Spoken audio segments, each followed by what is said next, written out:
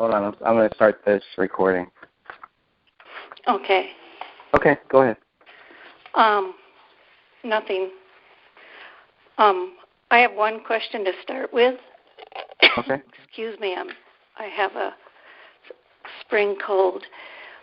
You know David Crowley from his social media posts and a few tapes he made before December 2014.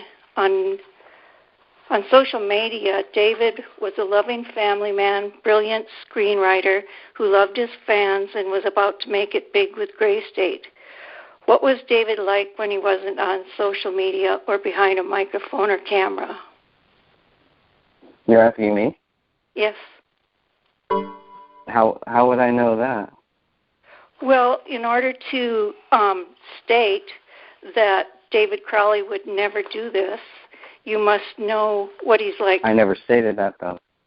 Everybody does. I never did. I question that, but okay. Your turn. Well, I have proof. Every time that somebody has ever asked me, I've never stated that I knew, because I don't. Because I don't know. Right. So it's. But I'm keeping an open mind.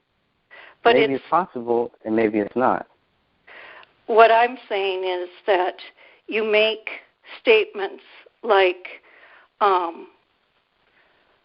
David would never murder his daughter. You know, it's hard to believe. I've never made he's happy on social media. He posted this. Doesn't sound like someone about to commit suicide. Things like that. And I think you should know who he was off the internet, in person. What was his personality like? How was he in December of 2014? Well, you're the neighbor, so you tell me. Well, I have told you constantly for 2 years. He was depressed. He was mentally ill. He was not the David that he was on social media.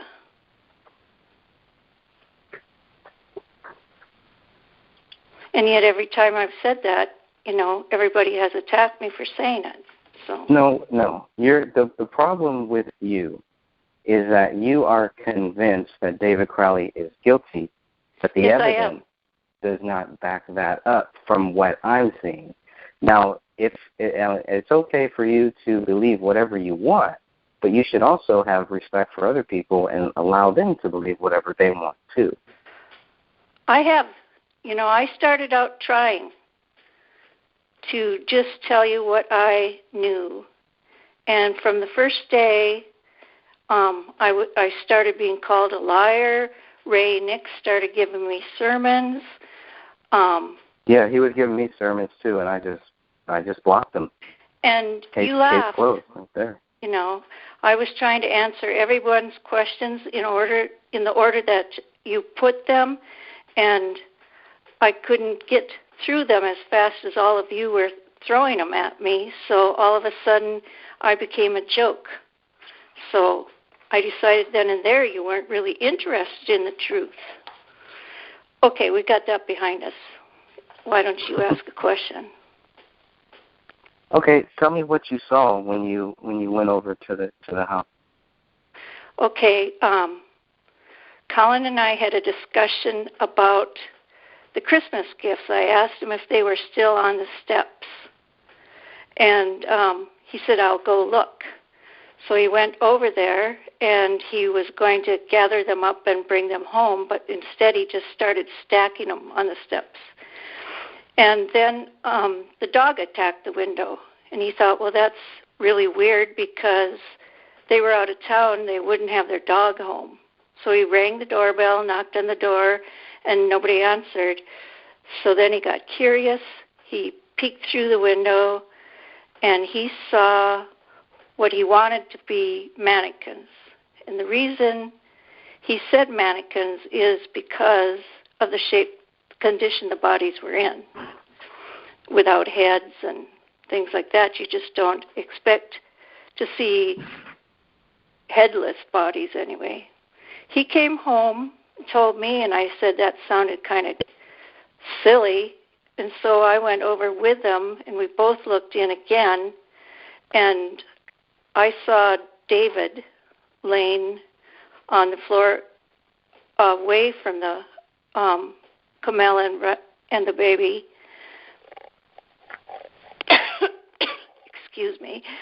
And I looked at him because I couldn't I thought it was a mannequin at first too, and then I realized it wasn't, and I couldn't figure out what was wrong until I noticed that there was a spine with a small piece of the skull attached. And then I looked over by the couch. David was more over by the Christmas tree. I looked by the couch, and I saw a big bundle of things. I thought at first it was a big butt. And then I saw a little hand. And then I realized that, they were all dead, and it was our neighbors. So I went back to our house, and Colin went to the neighbors. That's what I saw. Okay, and that led you to think that it might be a suicide? Well, I'm not one of you. I'm not suspicious if someone dies. I don't automatically think they were murdered. I just saw. But you did say murder or suicide. It's just interesting that you would say both. Why you'd say either? Well, I meant murdered as in Camille and the baby. It just jumped in my head because they were all dead, and that was the only way I could think of, that they would be, is that he murdered them and then committed suicide because there was a gun next to him. Did you ever have those feelings before about David, that he might do something like this? No, never. We were never afraid of him. I know it's been said that we were worried about his haircut and army fatigues, but that didn't bother us at all. That's fake news. But Colin said in the police report that he noticed a big change in David's appearance, but yes, that's all we noticed. Most alarming to him was that he observed that he only dressed in army fatigue. Yeah, that was. And you go ahead. That was the police report. Colin wasn't alarmed by it. Okay. But you also said that, you were talking about how I don't know, how David was outside of social media. So did you know that David was actually mentally ill and all this stuff while he was living next door to you, or did you find out after these deaths too? I found out after. Okay, so then we're in the some same evidence. After you saw some evidence. Okay. And I talked to family members and friends. Okay. All right. So it sounds like you were kind of, in the same boat. Then we were kind of both just looking for whatever happened. Mhm. We just maybe I didn't speak to some of the people that you've spoken to that have convinced you why he did this. I hope they also told the cops too. They don't know why he did it. Then how do they know that he did it? Because there's obvious proof. There's in the diary that they found on the computer. Not in the police reports. There's no obvious proof there because they don't mention it. You only received a small portion of the reports. I was told that I received everything. You received everything that they were willing to make public. Oh, okay. So you think stuff that isn't public? Okay. David left the digital diary, the one on the computer that he hid in a file. And in that, he talked about their plans and, personal things. Is that the same diary that ended in November or No. October or November? So there were 2 journals. 2 online journals and 1 handwritten that I'm aware of. And in that diary, that's the police miss. I don't know. I know that I've been told that the handwritten journal was given to the police by the Crowley family when they went in there. Was given to the police. So the police were in the house. Mm-hmm. This journal that a family member gave to the police was not in the house? It was outside the house? No, it was in the house. They just had not found it. The house was, what you couldn't tell from the pictures is the house was stacked with, especially his office was stacked with papers and books and notebooks, and it was in what I assume is it was in a notebook. And why I assume that he was being mean to Kamel is because I read a part where he said that he hated the thing he loved the most, Kamel. It was her that he hated, that he loved the most? That's what he had written. I hate the thing I love the most, Kamel.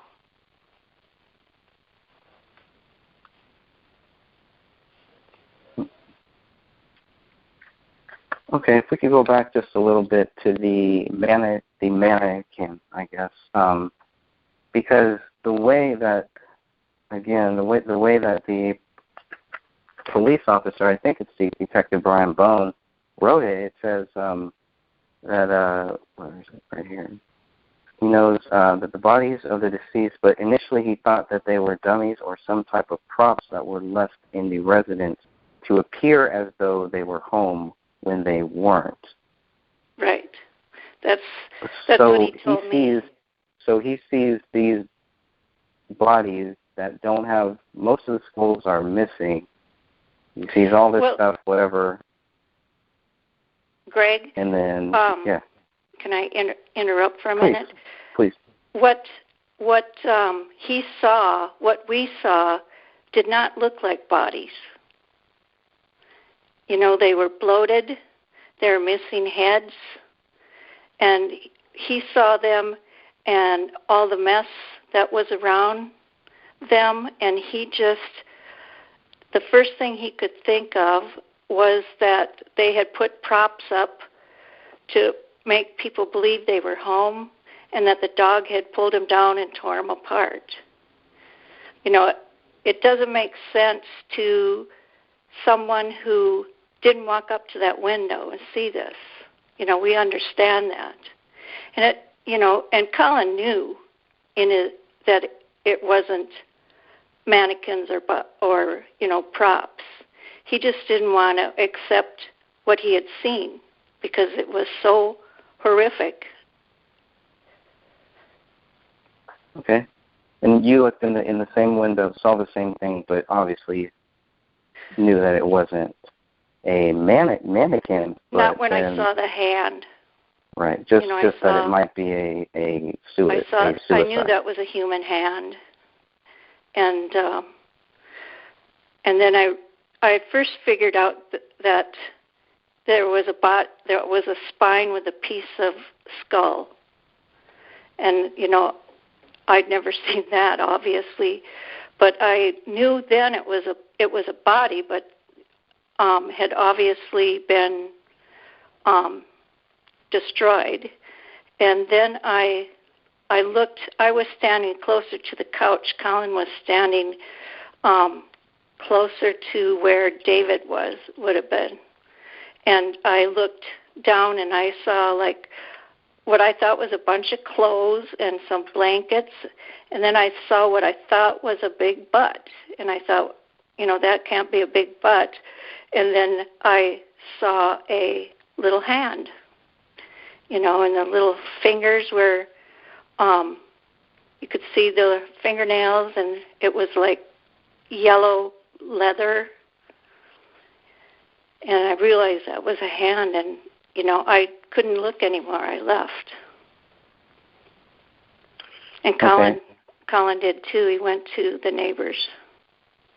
Yeah, and you guys both called the police, right? Right. I went home, and I called them. And Colin went to Tupi's, who are on the other side, and asked her if she had seen the Crowleys around.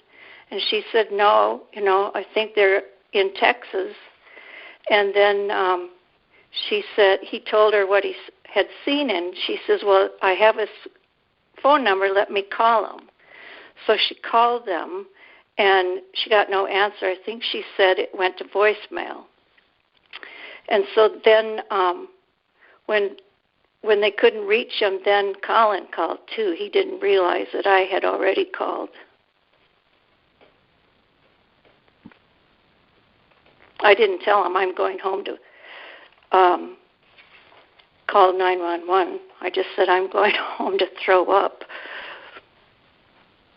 And then call 911. Yeah. Okay.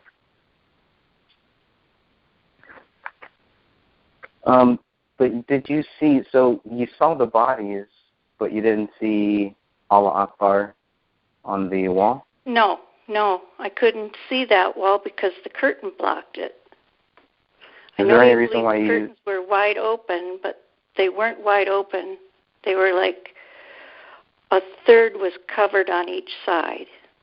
And I thought you said in one of your quotes that the curtains were wide open, which was unusual because they were usually closed. That's what Audrey had told me, or not Audrey, Lorraine, Lorraine Tupi. She said that I was wondering, I thought it was strange because their windows were wide open, and they normally have had them closed. So I can't see their window from my house. I would have to actually walk past or drive past their house to see. And I just didn't even think about it when I think I only drove past their house maybe 2 times, and I didn't think anything about the curtains. I saw the Christmas lights, and that was it. Were you ever in the Crowley house? I was in it before the Crowleys were there, and then when Alec, the reporter from the New Yorker, or the journalist from the New Yorker, I was home, and the doorbell rang, and it was him and Mason Henricks, and they introduced themselves and just asked a couple questions, and he stood on my step and said, well, you really can't see what would have been going on over there from here. And I said, no, So then they went through the house, and he asked me along, so I went because I was curious about the dog water.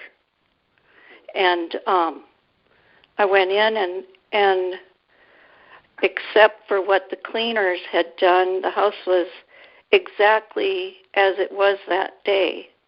Do you know what date this was? Everything was there. All the clothes, half a bottle of, or half a drink of Coke,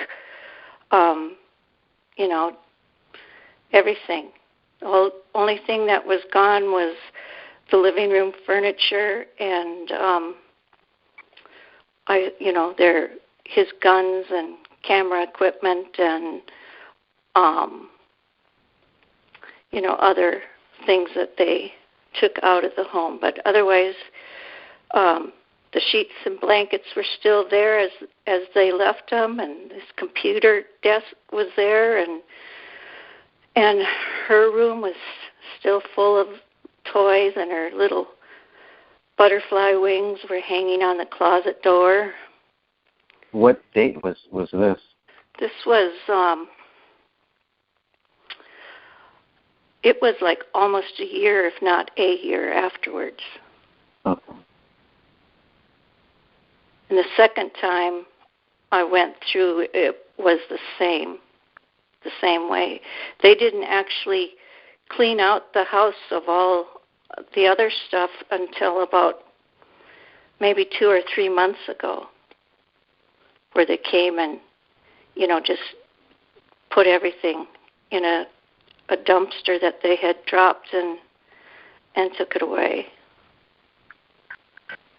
How much interaction did you have with David Crowley while he was there for that year? I didn't have very much. I saw him when he did a lot of running and he did a lot of biking with his dog. So I would see him then and wave at him. And, I saw him, I asked him one time if my grandkids could play over there, and he said, yeah. And then my husband talked to him more. My husband would be out mowing the lawn or something, and they would talk. And he told Colin that he was a screenwriter. And, just other talk about, like, crabgrass and things like that. We didn't know them very well. And we didn't know what kind of thing he was writing or anything like that. But you had no problem, letting the kids play. So, that just again, we're back to where you're not seeing anything strange with it. I'm sure you would not let your children around somebody if you thought that there was something weird going on. Right. I wasn't at all worried about anything. It was my daughter. David had a garage sale where he was selling all his props and police uniforms, things, racks and racks of uniforms and lots of guns. And a lot of them, to someone who's not into guns, they looked real. And that day, Nikki came here because I had the kids that day, and she picked him up. And as she was going out to the car, David was standing inside the garage, and he had a gas mask on, and he had I'll call it an assault weapon because I don't know what variety of gun it was. And he was waving it around, and there were people there at his garage sale. And Nikki just saw that and thought it was really weird, and it kind of scared her. So she told me that she didn't want the kids going over there anymore. And what happened is someone, I don't know I assume it was someone who was at the garage sale, called and reported him because of his behavior. And they did, I didn't see it, but they did come, and actually some of them bought some of his props.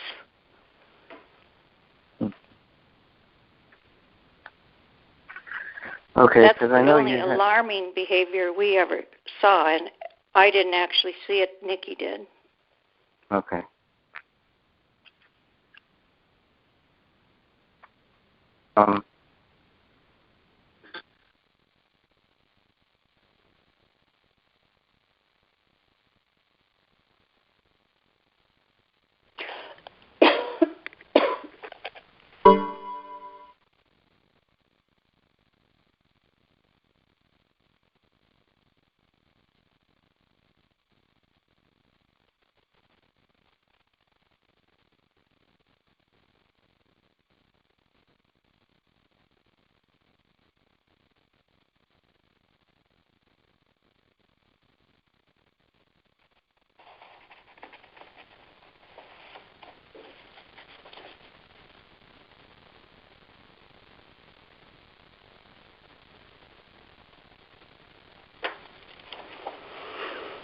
Hello?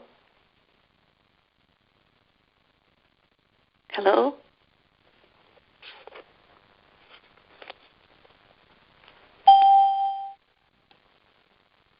Hello? Yes, sorry. I got cut off for a second. Apologize. Okay. I'm back.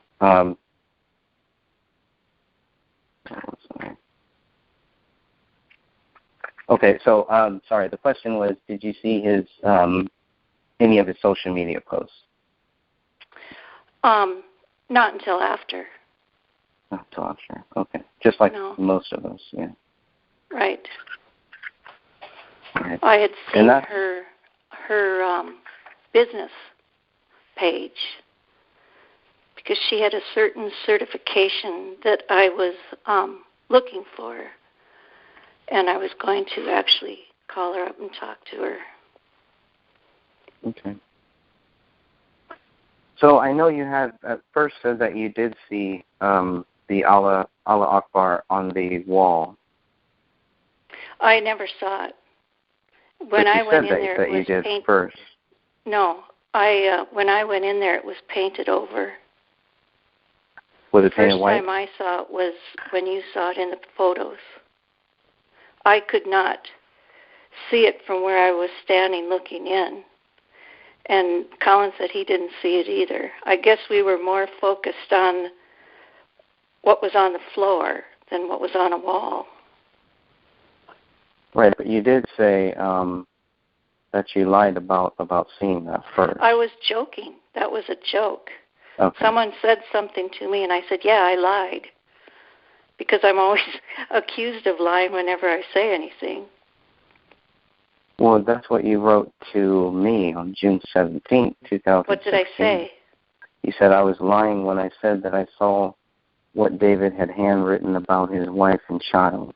And since then I have seen much, much more. But if I were to say that on your pages, I would be called a liar or worse, discredited. Okay, I was lying was being sarcastic. I have a degree in it. You have a degree in lying? No, a degree in sarcasm. Oh. I did not, neither Colin or I saw the blood on the wall. Not until Channel 9 News showed it.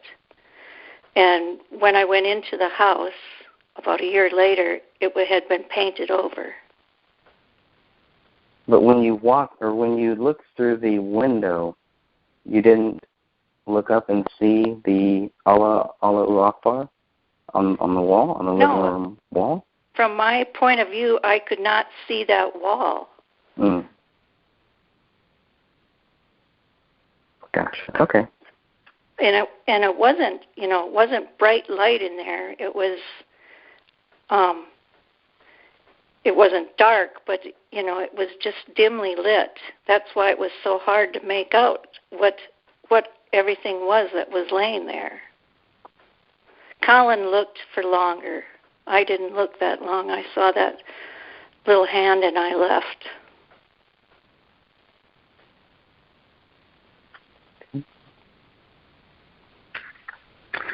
So when did you first think that David Crowley was actually mentally ill? Was it after you learned more? After I learned more about what was going on in his life from August till December. Which was? Just that he secluded himself and that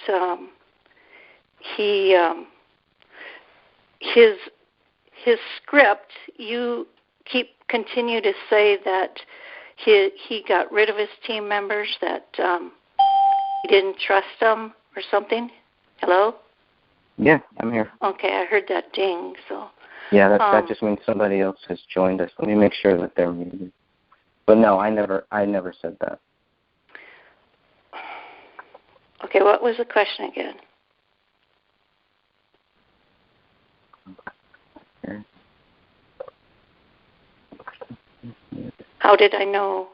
When did I figure out that he was mentally ill? Okay, when I started hearing things from his family and friends about his behavior from the time of the birthday party until the day we found them. And that was he had secluded himself, and he had more or less the team members he did not, they left him.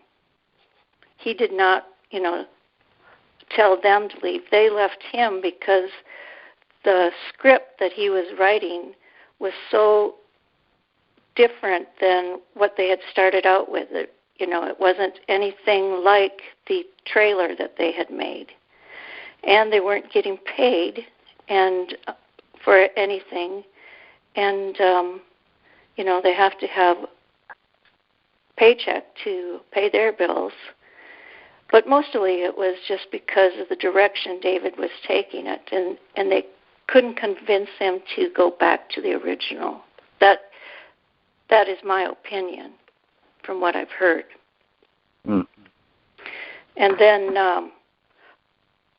I was told about certain things that were on his phone. There were videos on his phone of Kamel having some kind of hallucination, and just other little things. I don't know how much of this will be. I don't want to say too much because a lot of it is in the documentary, and I don't know how far the documentary went into that. And I don't want to say anything without the family's approval. But there were videos. What do you think of? Go ahead. What do I think of? What do you think about the pack theory? It's true. It's true. The online diary that not a diary, but a journal that they found, he had posted pictures and stories and personal items, and in there was what they what they called was their ascension. Their deaths would be their ascension. Matter of fact, the document. What makes you? I'm sorry. Go ahead. The documentary was going to be called "The Ascension of David Crowley," because in that journal, they talk about their death will be their ascension, and they talk about bringing their daughter with them. And Kamel talks about that too, or is it just David? I'm not sure if she talks about it. I just know that she had a part in it, and she knew what they were going to do. And she was cool with it. Yeah.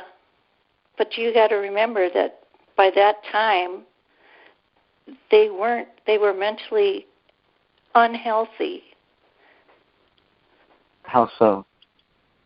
Well, I mean, who believes in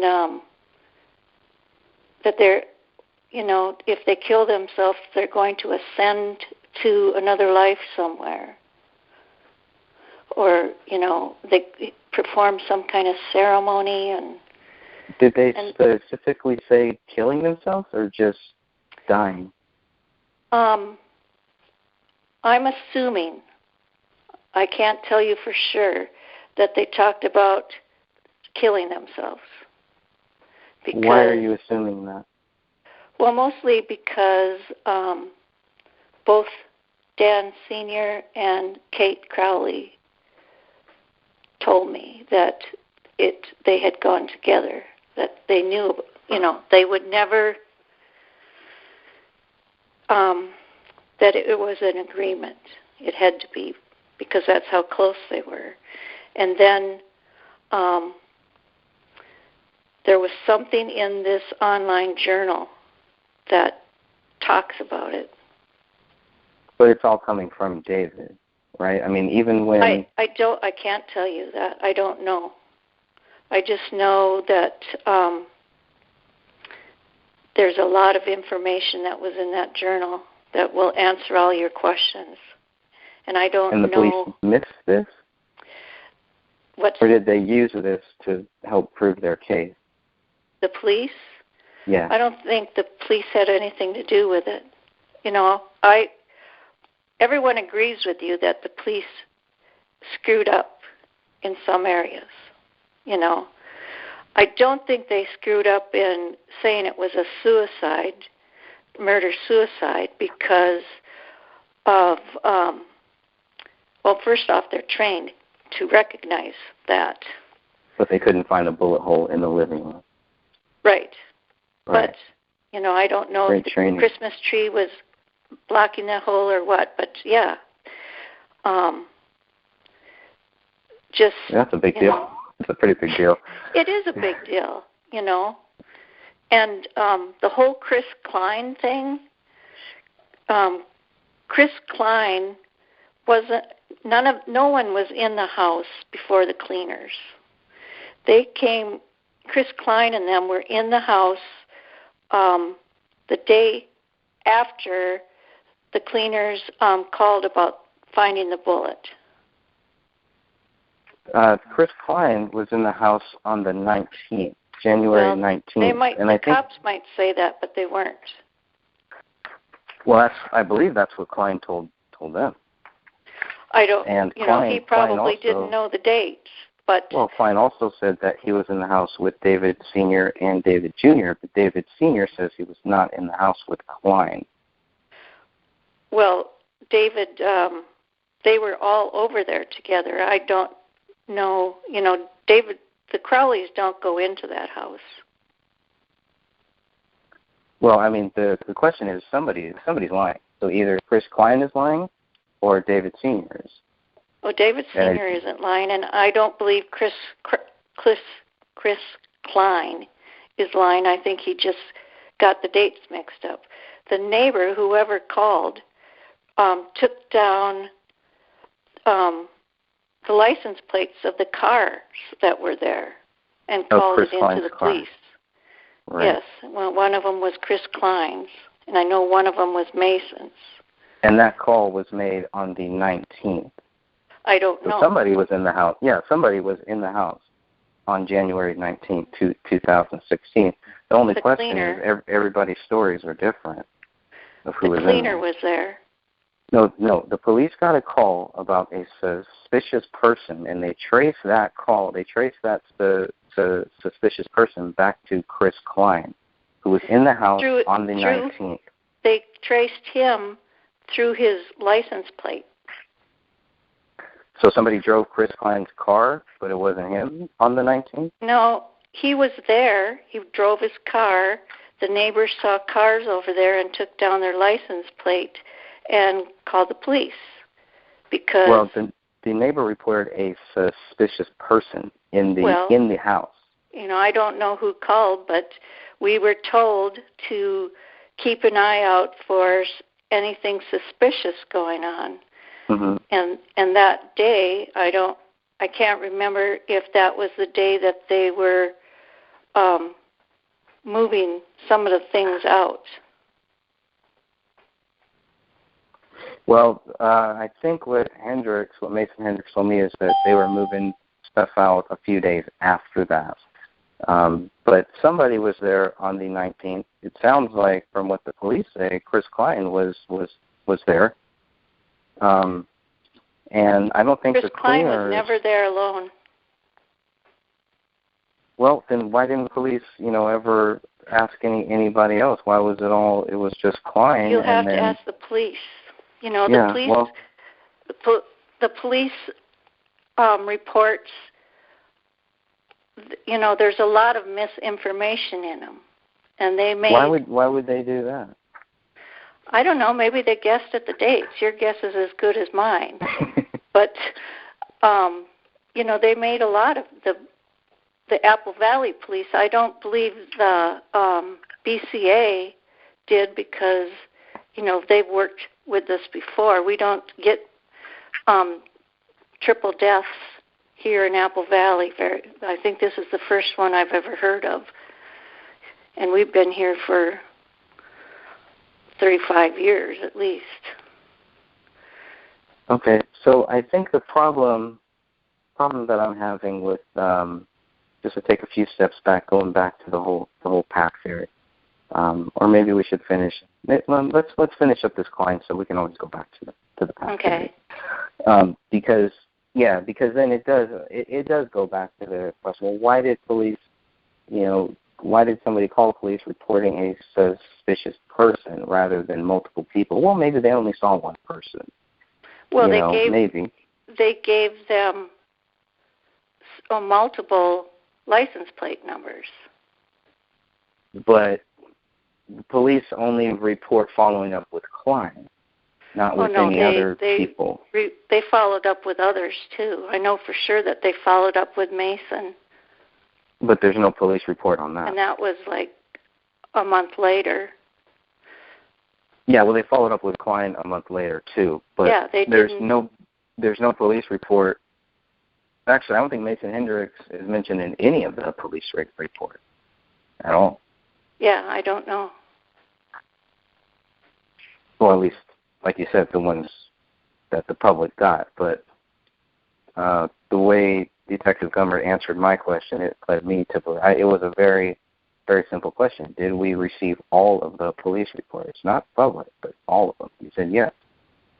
It was very, very clear that there were hundreds of photos that we didn't get. So, if he's accurate about the photos, I have to. I got to take him at his word. You can figure that out just reading the reports you have, because all of them say the recordings are attached. Those are the police reports you read are summaries, quick summaries by the cops who were there that day. Or, if they did something on the case a week or two or a month later, like follow up on the phone records and things like that. Colin and I were interviewed 3 times, and you don't see any of that. I think you guys are. I think you're actually in the first couple pages. I think one of the things that I really didn't like about, just as a side note, just on the police reports, was the stuff that they chose to censor, and then the stuff that they didn't. Like, hey, come on, censor people's phone numbers, censor that type of stuff. There were some things in there that they censored that were just like, why is this even being censored? But different police. Was it the blood and things? No, it was something to do with the daughter. It was there was something that happened at Rainey's school, and back in October of 2014, and this is really sad to me. This was one of it was, but anyway. So they had. Can you imagine what she was going through in that house? Secluded. No, I can't. And her parents, in the condition they were in, and gradually getting worse. We don't really know one that, video that I know of that was on the phone of Kamel was she was hallucinating and thought that the devil was there trying to get her or something like that. Where was their daughter when this was going on? Did she see things like that? So I can understand why she freaked out in school that day and hid and cried and, was scared. Because I imagine she was seeing a lot of scary things at home. But she made it to school, and this was in October. So, there's still 3 more months, I believe.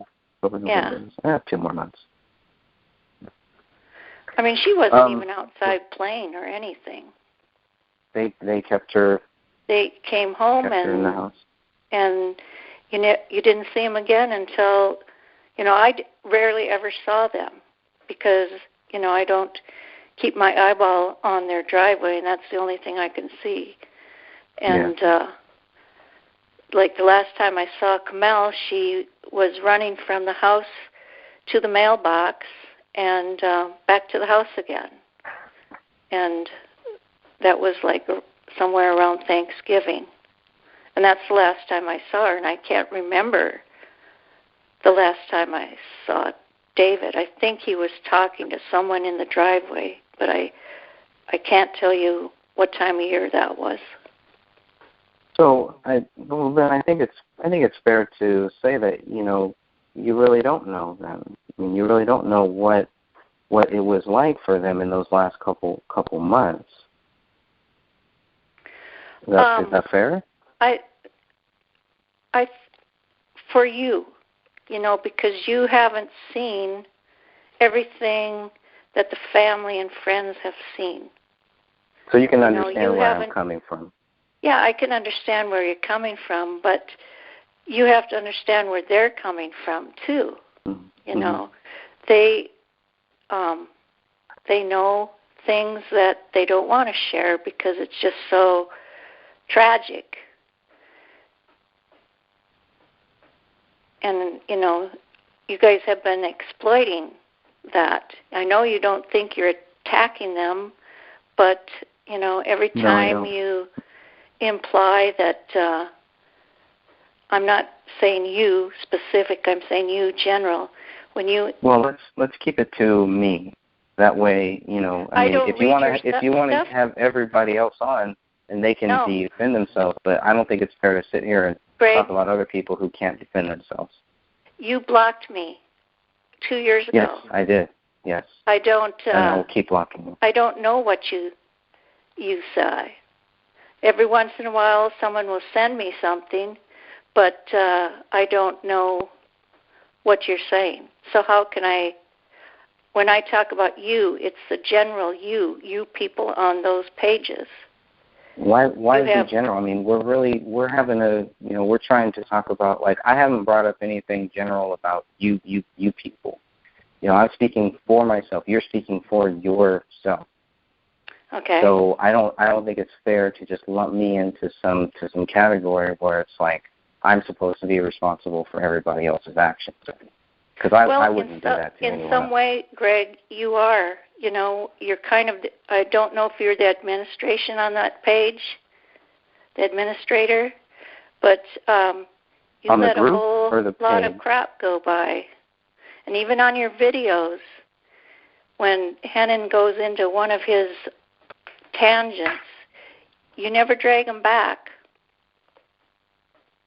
Well, I don't drag you back either. Here, I mean, you're free to say whatever you want to say. Yes, but I shouldn't necessarily have to say that I family. disagree. I'm not implying that Dan Jr. killed his mother, or nobody is implying that. Nobody is implying Dave Hennon has. No, that's what I mean. You have been in the videos with him when he goes off on a tangent, and you know darn well. Do you really think implying. Dan Hennon? Do you really think Dan Hennon believes that they killed him? Yes. He doesn't. He told me he did. He told me that he thought Dan Jr. Had a role in it. He told me that on the board about a year ago. Okay. That's what he thinks. All right. But I can tell you, I've spoken with Dan many, many times, and he doesn't feel like that. Well, now we can all at different times say. Did you read his timeline? We've all said things. Did you read his timeline just recently? Yes. What was that timeline for? The timeline is for people who want to really understand what happened here, not so that they get another person's version or anything, but it's a timeline of all of the different things that have been found out since we were following. It's all about Dan Crowley, Dan Jr. No, it's not. No. Yes, it is. Go back and read it. It's all about, there's nothing else but Dan, I mean, come on. The majority of it. Based on what? I mean, the majority, I guess we'll have to agree to disagree on that. No, I mean, the majority of it is here. He said this, and remember that he was jealous of his brother, and because he had a successful career and a beautiful wife and child, and remember that he did this or that, and then he posts a picture of Dan Crowley in a running gear and says that, and then he posts this. And then when I question him about it, he says, well, it's pretty sick anyway. You know, that whole thing is a breakdown of Dan Hannon leading everyone to think or to believe that Dan Crowley had a part of this. Well, if that's what you take away from it, you know, I'm not you're the only definitely one entitled that to that. Yeah, I'm well, not the I only don't. one. I think, you know, I think there are a lot of people who might read that and not feel the same way. Well, that's all I'm saying. sure there are a lot of you that do, but that's what shows up on your pages to people who, you know, believe the official story. You know, just because I have a hard time with, like just yesterday, I read something you said, well, about this debate, and you said something like, well, she'll say no because she believes the official story. You know, I have seen no reason not to. What are the reasons to? To believe it? Yeah. I believe it because of what I've seen, what I've read, and what I've heard. And you think it's a pack theory. Based on whatever that is, you think it's a pack theory. It'll be in the documentary. Hmm. By the way, Colin and I were in it too. And a month or so ago, I asked Dan Hannon if he had met any of David Crowley's friends in person, and he said no. And I said, well, I happen to know that's wrong because several members of David's team were in his house during his interview. Several members, well, Hendricks told me something different. He told me they weren't in the house. So I don't know, I guess. Well, Peck, do you know Chris Peck? Not personally, no. No, but you know who he is. Friend of David, right? Yeah, he worked on David's team, and he was the sound man, the inside sound man. Okay. Why didn't Peck just introduce himself like a normal human being? What's up with all the games he had like been that? told not to, and because he was ready to crawl across the table and choke someone. Yeah, I'd like to see that. Okay. Well, I mean, that's just this whole documentary thing. They've been so, and I told Mason this too. It's like you guys didn't have to be so secretive. You would have gotten the same thing. You would have gotten the exact same. They wanted stuff from us. The absolute truth, and they wanted the truth, then they should have been real about their intentions. The fact that they didn't, and the fact that they weren't, shows me that maybe they didn't want the truth. Maybe they wanted their version. Okay, tell me this: when Sean Wright and Mason and a few others tried to talk to you about what happened, no, they tried to tell me not to pursue this case. That's what Sean Wright told me. And they also said what had happened, what they knew had happened, including that it was a pact. Sean had said a pact.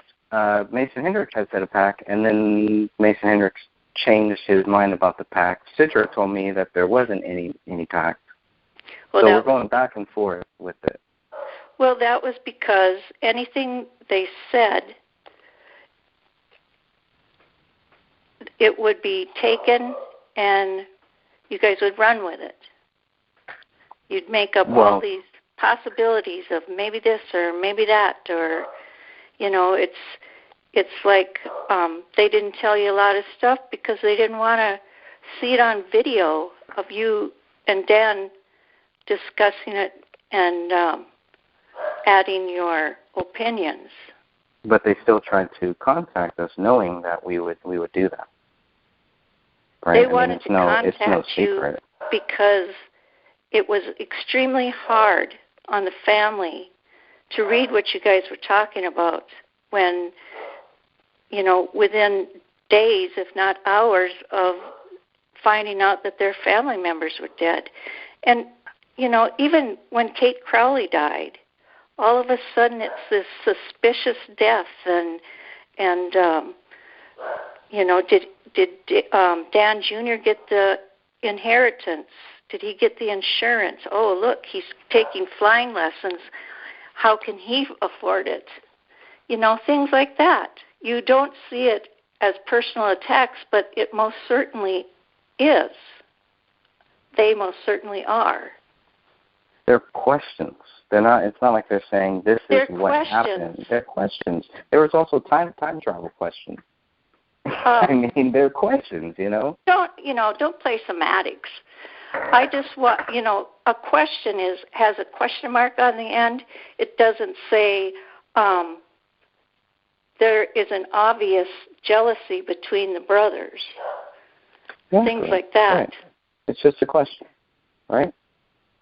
That's not a question. There's opinions and then there's questions. So an opinion can't be a question. If anyone... Okay, we're going in circles, so... Yeah, okay. Let's move on. Let's move on. So I'd like to go back to the pact theory then, because it seems like, we're hearing, okay, it wasn't pact, it was, and no, it wasn't, and now it was.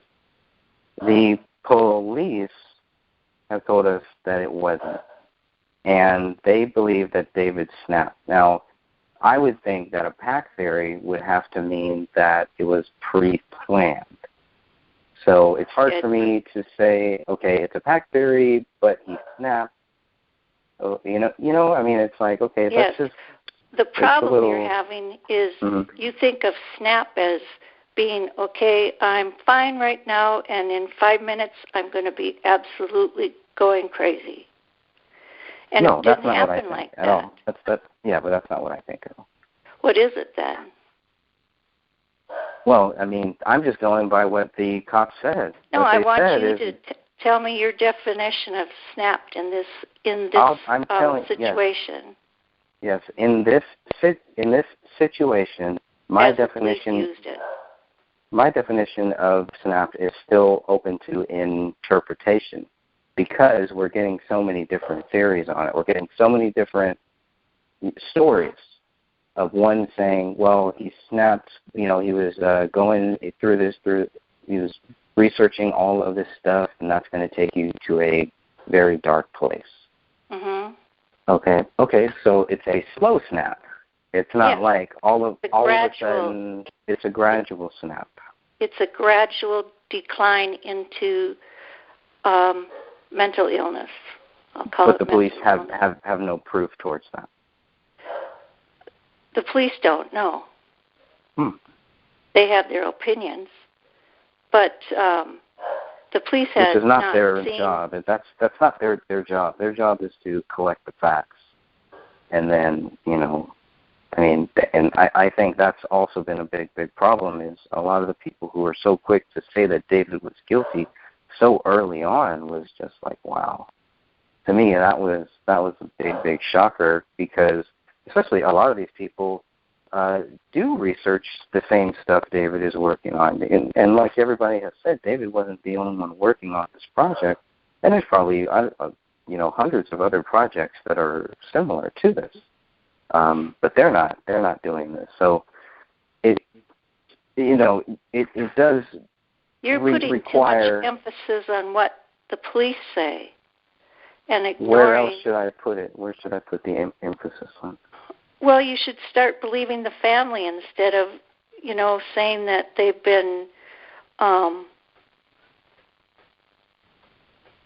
convinced to believe the official story. But they do believe the official story, right? They had to see the evidence to believe that. No, they were doing this 4 days later. They were not done. Mom and Dad and Dan or Allison. Dan Jr.? Yeah. Yeah. Oh yeah, he was right there with them when they did the whole tour going onto all of these TV stations or whatever. I mean, saying that, hey, David did it. They were so angry, but they were so angry at people who might have thought maybe David didn't do it. They were angry at what you were doing with the story. They didn't want us to do anything with the story. They wanted to control this story from the very start. Yeah. They did. Well, if you don't need to control truth, all you need to do is put it out there. That's been their biggest problem, in my opinion. Just put it out there. Just be honest about it. Do you have any family things that you don't want out in public? I mean, not really. No. I don't know. Maybe. You must Nothing be I the can only think family of without a skeleton. No, I'm sure I do. I'm sure there's something. I can't think of anything right now. They needed time to, they didn't believe that David could do it. Kate Crowley and them, they all said that he couldn't do it. And it wasn't until after they had seen the evidence that you haven't seen, that they came to their own opinion that he did do it. And it was hard on them. I mean, I saw them in March. Dan Sr. and Kate and Kamel. And they were all in shock. They didn't want to believe what they had just seen because they had just spent hours at the police station going over all the evidence and all the pictures and that was hard. Just imagine what they had to look at, And that would have been in March you said 2015. March. Okay, gotcha. Okay, March 2015. So whatever police showed them that they had in March of 2015, they were satisfied by that, even though they hadn't seen this, they were satisfied journal. and convinced that it was a pact. Okay, so that evidence, wouldn't that evidence be in the police report? Both Kate Crowley report? and all three of them told us that they had planned it or done it together. Even though the police never said that? No.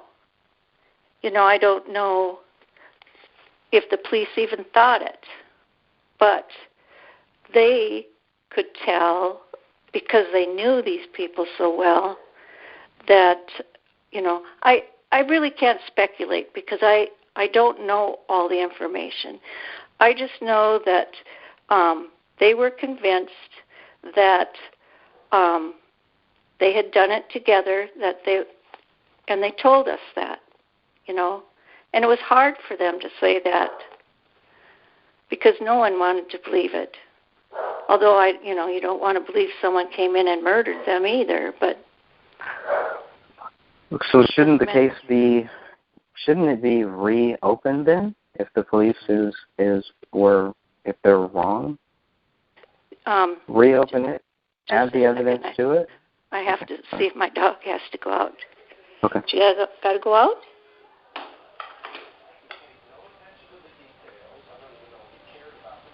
My cat's been trying to go out, but it's raining, so she's not going.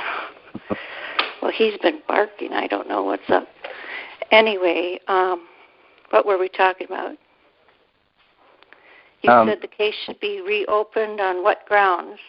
Well, if they found this journal, and if this journal proves that there was some type of a pack theory, then we're talking about a double suicide murder. We're not talking about a double murder suicide. I think it's important. Well, I think whatever the truth is. Police have to base it on the facts, and the fact is that David killed 2 people and then himself. I don't think it matters to them that Kamel knew it was coming. At this point, there wasn't going to be any kind of criminal charges out of this. I mean, where is the evidence that she knew? If it's only something that David wrote to me, and if people are right about controlling David was, and he was writing as his wife, I see no evidence of a pact. Exactly. You don't see the evidence. And police apparently didn't either. I'm not sure. If there is, well, I am sure. But if there is a pact theory, how are you then sure? How am I sure that the police don't believe a pact theory? Because they told me. It's the same reason why I'm sure that Sidra told me that same thing too. Now that could change too. Maybe whatever, but I think whatever the truth is here, it's very important to get those facts out. So the one good thing that I hope comes from this documentary is that the police realized that, okay, we were wrong. This was not a double murder suicide. I just don't see how anyone is ever going to really, prove that. And how can you say that the wife was part of some pact theory when she didn't kill herself, right? No, but she knew she was going to be killed. Based on what? Who knows that? The journal. The journal that David no one wrote, has seen except the Crowleys and some of their friends, and Sidra and the police and apparently. Her family. Have the police seen this since? I don't know. I know that they returned all the computers and things, and it was Dan Sr. Who found what he thought it was, and he's the one that contacted an investigator or someone, and that's when the documentary, Eric got involved. And it was, Dan Sr. has been in control of everything. Things that he didn't want out, photos like of the wall, and it was to protect his family. And I think, I know you won't believe this, but David's reputation, and from becoming this big fictional murder mystery.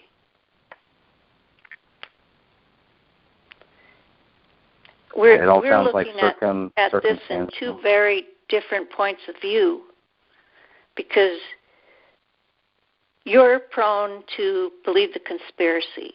No, I'm not. Yes, no, you I'm are. Not. Everything leads me to that conclusion. That's your view, and you're entitled to that, but that's not true. Well, we'll have to disagree on that too. Okay. And I'm looking at it as just a neighbor who has got to know the family members and some of the friends, and have talked to them and how they feel, and I've seen some of the evidence.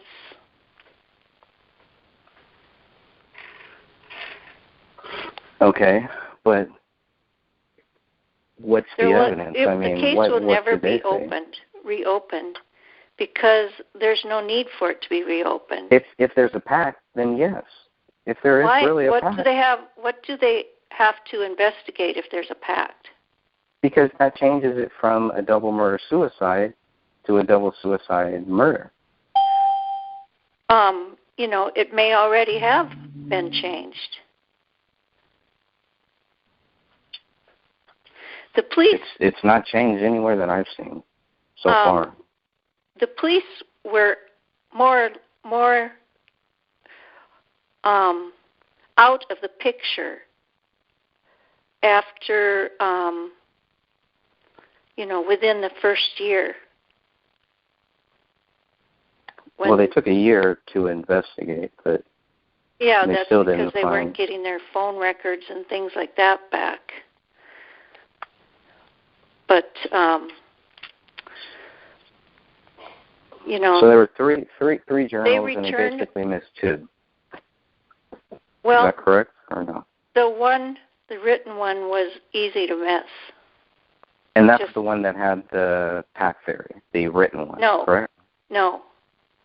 That was just the one where David wrote a few things, and one of them was that he hated the thing he loved the most, and that was Kamel. And there's other things he said in there too, but what you don't know is that the family and friends, their first reaction was obviously shock. And then they went on to anger, where they were angry at David for doing this to Kamel and the baby. And then it went on to, acceptance. And then, within there, that time period, they saw proof that it was a pact. And I don't know if that helped or not, but I would say. But that proof was the police knew about this, whatever proves that there was some type of a pact theory. But if is the pact, does Kamel mention the pact theory in one of these videos?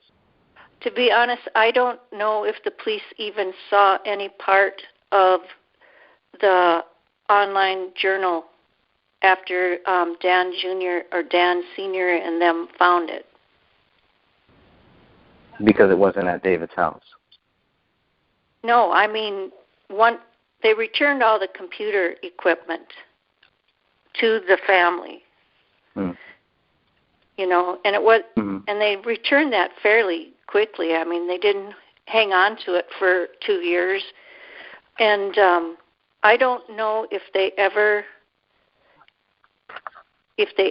saw what was in there. I don't know if Dan Sr. brought it to their attention or not. The police say that they went through everything. They claim to have gone through all of David's hard drive, all that, blah, blah, blah. They made lots of mistakes. Yeah. Which, people are human. The Quran, they didn't take that into evidence. That got thrown out by the cleaners. So when Sidra saw it, what did they show her? Just the photos, I guess? I guess. Yeah.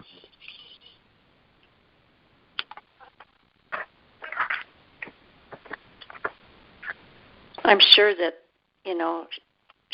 they saw better pictures than we've seen. Yeah, to me, it still seems kind of strange that, so many people who believe that David Crowley is guilty have all of these different theories of why he's guilty. I don't think they have different theories. Well, I don't believe do you think they all believe in this pact theory? In that it was a pact? Yeah. Yes. Everybody in that circle, of the family and friends and extended family. Yeah, I was going to say they have a huge family, so yeah, I don't know. Extended family. Okay.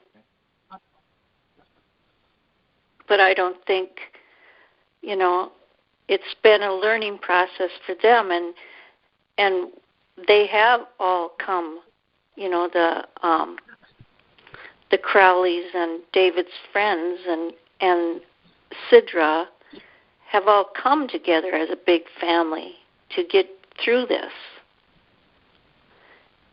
And they all believe because of what they've seen. I thought Sidra was kind of distancing herself from everything, but I guess, again, it goes back to different people tell us different stories. She's distancing herself.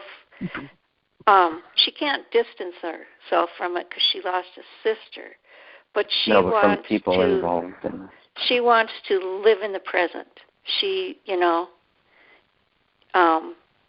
that's her way of dealing with things. She's accepted it and done any forgiving that she felt she had to do, and wants to go on and be a mother and wife, without all this sadness hanging over her. She wants to remember them in a positive way, and not in what she saw in those pictures.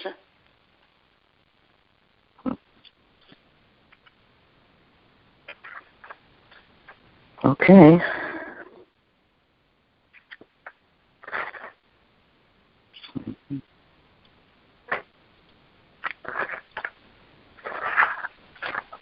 What about the two notes? Because it was always like, well, okay, if this is a suicide, regardless of the pact, the police were saying they never specifically said that it was a suicide note, either of the two notes that were left in two separate rooms. But they were very clear to say that, there was a note there, and then when I spoke with some people who I think have changed their story later on, again, is that, the note was a suicide note? No, it wasn't a suicide note. So we keep going back and forth on that. They were suicide notes. They weren't signed by David. No, but have you done intention. Have you done any research on suicide notes? Yeah, and the ones that I've seen are usually signed, but I guess everybody's different. Here, I wrote something down here that I researched, and it says only 15 to 38% of people who die by suicide leave a note. What's that according based to on? The results of 5 studies published in the last 10 years in a report by Stacy Friedenthal. Yeah, I'd like to see how many people were actually studied for it, because I've never been a part of any poll or any studies. So that's because you're not in the field. These were studies done by people in the field. She's a licensed clinical in this mental health field, or I don't know, forensics. I don't know. She's a licensed clinical social worker. A PhD. Yeah, well, that's not hard, but I would just wonder how many people were actually polled, or I guess included in those. I think in those stats. What they did was gather data. I read part of it, but it was so long and. Yeah, no, they don't do a very good job at saying, like, based on we interviewed. They do a good job, 500 people, but people outside of their community can't really understand or have total interest in what they're doing. Okay, the most common theme in suicide notes is instructions. And instructions like, don't forget to pay the visa bill, or Johnny has a dental appointment, or, in this case, open gray state, last version. That's the most common theme in suicide notes. Well, it also has Allahu Akbar, right, or submit to Allah now. Right. How is that a suicide note? What qualifies that as a suicide note? What doesn't qualify it as one? Everything. What? Everything. Well, because first of all, it isn't signed by David. It doesn't have to be signed.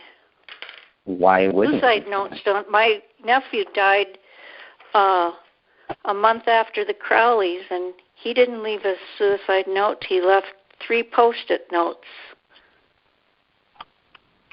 Okay, and those are considered suicide notes? Yes, because he said, goodbye to his parents. In 3 notes? In 3 Post-it notes. You're assuming that everybody writes this, well, I'm doing this because I'm so I'm not depressed. assuming anything. No, I'm not assuming anything. Well, I'm just yes, saying you are assuming. You are assuming that it is a suicide note, and a lot of these other people are also assuming it is a suicide note, and I'm saying that is an assumption. It is very irresponsible to call it a suicide note unless you know that it's a suicide note, and you don't. But yet, you can say that it's not a suicide note. Without knowing that it is a suicide note or not. How? Because nobody can prove that it is. And when I ask different people, believe me, I've gotten different stories. Okay? Some people might think that it's a suicide note, and they're free to think that. But it's very irresponsible to say that, yes, this is a suicide note, because you don't know. So you say that the family are allowed to feel that these were suicide notes, but it's very irresponsible of them to think so. No, it's very irresponsible for them to try to state it as fact, just like you just tried to, when it's not a fact. I mean, it's very irresponsible for you to say they're not. Right. Without knowing if they were. Right, but that's why I always say that that's my opinion. I never state it as fact, and I just think in the future you should also do that too. You should always say "in my opinion" then, because I haven't seen that very often. Then you haven't seen a lot of my work, I guess. I've read some of your online stuff, your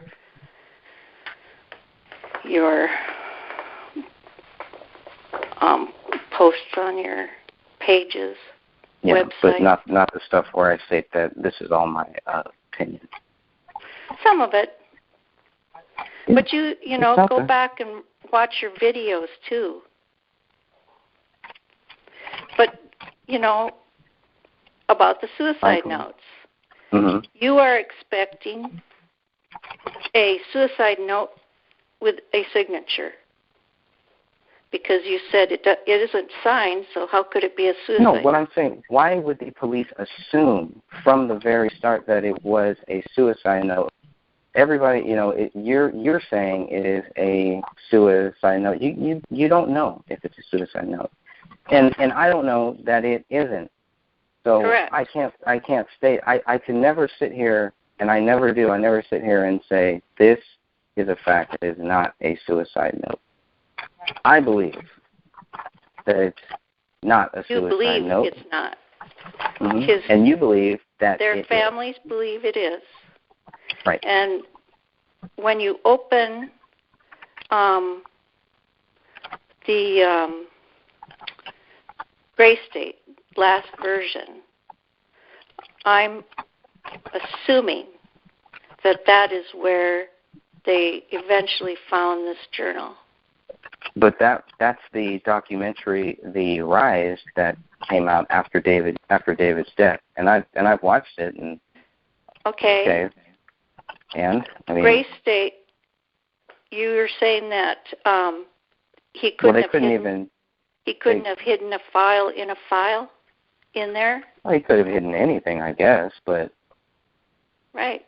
Where's the evidence? So you have to understand where. Why would he tell them to open Gray State last version? Only he knows if he actually did. Right? Okay. Because I wasn't there, you weren't there. No, but we can guess, we can assume, but that's about it. I'll go with the family who think that both were suicide notes. The one And I don't know. Is there any reason why they might have wrote that, them in 2 different rooms, though? Huh? Is there any reason why they would have done this in 2 different rooms, and why one would be a paper and the other one would be in on his computer? Who's to say that common? It wasn't? It could have been Kamel that wrote the one on the computer. Yeah, it could have been. But then that goes back to the whole pattern. There was blood on those keyboards. The keyboard. Yeah. And from what they said, right. But you're talking about a man that had just killed his family. You know, you can't. So you're going to go in 2 separate rooms, write 2 different things. He's obviously not acting normal. Why doesn't he just post it online or something like that if he really wants to? I mean, I guess I could just say, well, why this, why that? But yeah, he did what he did. Well, I mean, is it common in those studies? That lady who does that studies, I guess that would be one of the other things that I would ask. Is it common to have 2 different suicide notes in the same house, but at 2 different locations? I don't know. I just know that the largest majority of suicide victims, don't leave a note. Based on that study? Based on many studies, if you do the research. There's more studies? Okay. Oh, Greg, of course there's more studies. And they're all going to tell me this. All these studies are going to tell me this. Well, you'll have to do the research. All of them that I researched suicide notes for at least 3 days because you guys were making a thing about the suicide notes. So, well, actually, everyone I read said that the majority don't leave suicide notes, and the majority of suicide notes aren't the "Dear John, you did this, you broke my heart, so I'm going to kill myself." It's can be anything from one word to there's one documented to be 1 volume. There's nothing in there about a pact either, right? About what? I mean, if you look at these 2 notes, and if you include the writing on the wall, there's nothing there to indicate a pact. If Kamel was shot, and if Kamel was shot from behind, it also leads more questions. Why? What type of pact is that? I believe that she possibly didn't know when it would happen, or that she and Ronnie were had their backs turned, and so that Ronnie wouldn't see it coming. But Ronnie lived a little bit after, possibly, right? I don't know. Well, there was the lack of her blood found anywhere, which led some people close to David Crowley to believe that maybe maybe the daughter didn't die right then. No, but again, speculation. There was a lot of blood soaked into the carpet, into the rug. But it was all the wife's, not Ronnie's, right? No, it wasn't all. David had both of their blood on him. But the lack of blood, I believe it was it was the lack of blood it was the lack of the daughter's blood that was found on the wife that some kind of wondered if, maybe they were killed at different times. But, I think that they killed her, and then he killed Kamel, and then but you just said that together. He didn't want to. You just said that he didn't want to. He didn't want them to see it, right? So right. So he didn't want them to see it, but then he kills the wife before killing the daughter. No one knows who he killed first. There was that whole rug underneath him was soaked with blood and body fluids. There was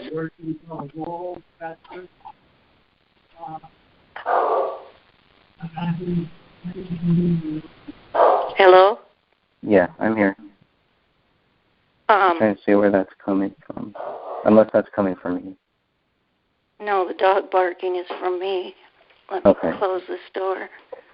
I just seeing if everybody else is muted. Where were we? Oh, the rug underneath them was saturated with blood and body fluids. There were there was blood on the couch, on the curtains. Where was the blood on the couch? I'm not sure. I just know that there was some. You can't see it in the pictures. You've seen the yeah, because so it's like, well, okay, we see the whole couch. Where is it just because of the resolution of the picture or something? Well, it's saturated in, so it probably looks like a dirty spot or something. You have to think that he's using his wife's blood to write on the wall. He had to, more or less step in it to scoot it out, and he had to be standing on the couch when he wrote it. But there's nothing that looks like bloody footprints on that couch or anything. After 6 weeks, are there? It wasn't 6 weeks. Those photos were taken that same day, right? So it was 3 weeks at the most. 3 weeks. Okay, 3 weeks. Yeah. Would there be obvious footprints? I would assume there's at least a possibility of it. Yeah. Right? I mean, that's what I don't you know. look for. Neither one of us know. But I do know that they removed the couch because, they had to take everything out of that house that had biological material on it. Right, and then, so he takes this blood, takes the wife's blood.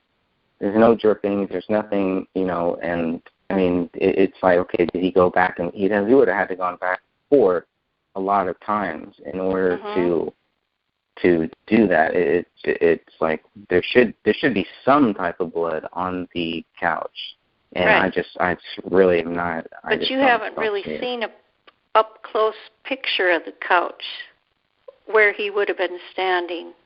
Yes, we have. They had blankets on there on the couch and. Well, the blankets were put there later. The blankets were not there. If you look at the couch itself, down on the bottom, you can see stains of things on there. Yeah, and so then it's like, okay, if you see them there, wouldn't you also see them on the other side of the couch where David stepped on it? I mean, he must be really tall. He must be a very tall guy. I think he must be like 6 feet. I don't know. Yeah. Well, everybody's taller than me. I'm a short person. So. He wasn't very tall, that I remember. I mean, I just look at where he would have to be on that couch, and so he could have been standing on the cushions themselves, the back cushions. Had 1 foot on the, I don't know. 1 foot on, 1 foot on the thing. Yeah, and then it also, I guess, it kind of looks like to some people that he might have used 2 hands to actually write that, which to me is kind of strange. But the lack of blood droppings that you see from where the bodies were over there. I mean, and I mean, the fact that the wife also talks about the devil and stuff. Aren't you open to maybe there was some demonic possession going on here? No, I think there was more like too much drinking and mushrooms and pot. Which is I mean, which can be part of that. It can be part of, people who have demons in them or who are tortured by demons. She was hallucinating, Right, and you don't do that off of just, pot. You don't do that off of just drinking. Maybe pills was kind of the thing. There was some medication. I don't know of any pills that would really do it either, but, Oh, there I don't know. Right. I just was told that there was a video on the phone of that and other things. Right, which to me is like, okay. And then the whole writing, these are things that are done by, at least, just in my opinion, it's just like not done in the right state of mind. But the whole crime scene, it's clean. It doesn't, we're not talking, it's not like he stabbed everybody and went crazy and, did a satanic ritual or anything like that. It seemed like it was 3 shots, four shots. And then also, if it's a packed area, why shoot the wife twice? And we can I can speculate all day on why that would be. But again, it's the whole thing is. Go ahead. I was told that David had a knife on him, but he didn't use it. Yeah, he did. I don't know how or where, but he had both of their blood on it. Yeah, and some of the satanic sacrifices and stuff like that do include cutting out body parts and weird things like that too. And it was kind of strange that the daughter's whole arm, basically, from the shoulder to the arm, that whole side, like all of that was gone. Yeah, but I think after you've been there a while, your limbs are pretty easy to pull off. Yeah. Well, and then David's, both of David's hands, right? Was both of David? No, both of the wife's hands were missing, and David's right hand was missing, and the gun was found next to his left hand, even though David is right-handed. That was all done by the dog, though. The dog moved the gun into that. I don't know the left hand, if the dog did anything with the gun. Yeah. Well, I don't either. I'm not, and I'm not trying to say that you're saying anything like that, but I just know that the condition of the body was a result of what the dog did. Right. Which nobody also cut hands off to put fingerprints in places and stuff like that I've heard from. So David, so there's no proof, there's nothing to speculate that David might have used the hand, cut off the wife's hand, and wrote the blood or anything like that. No. And I believe that there's reports that show it was from an animal, the detachment. Like it was, right, yeah, okay. But, you have to see it from our point, right? It's like, okay, the gun is found next to the left hand. Obviously, it's possible you shoot yourself and somehow the gun ends up next to your left hand. It's possible. Yeah, but, I understand that. I was surprised to hear it was on that side too, but, And then if the dog was there, the dog obviously corrupted the crime scene. It leads to more questions like, why would the police assume that David Crowley was guilty so early? Because the Detective Gummert told me, because I asked him, when did you believe David Crowley was guilty? He's like, when I was at the crime scene, when I assessed the crime scene, and they were there for one day. They were there. Whenever. They're also trained to recognize it. They're trained to recognize suicide, looking up the to difference between suicide and murder. Yes, but they're also trained to look up. They found a bullet that was in the basement because they had looked down, even though they missed a bullet in the carpet. But they did not look up to understand where the bullet was that David allegedly killed himself with.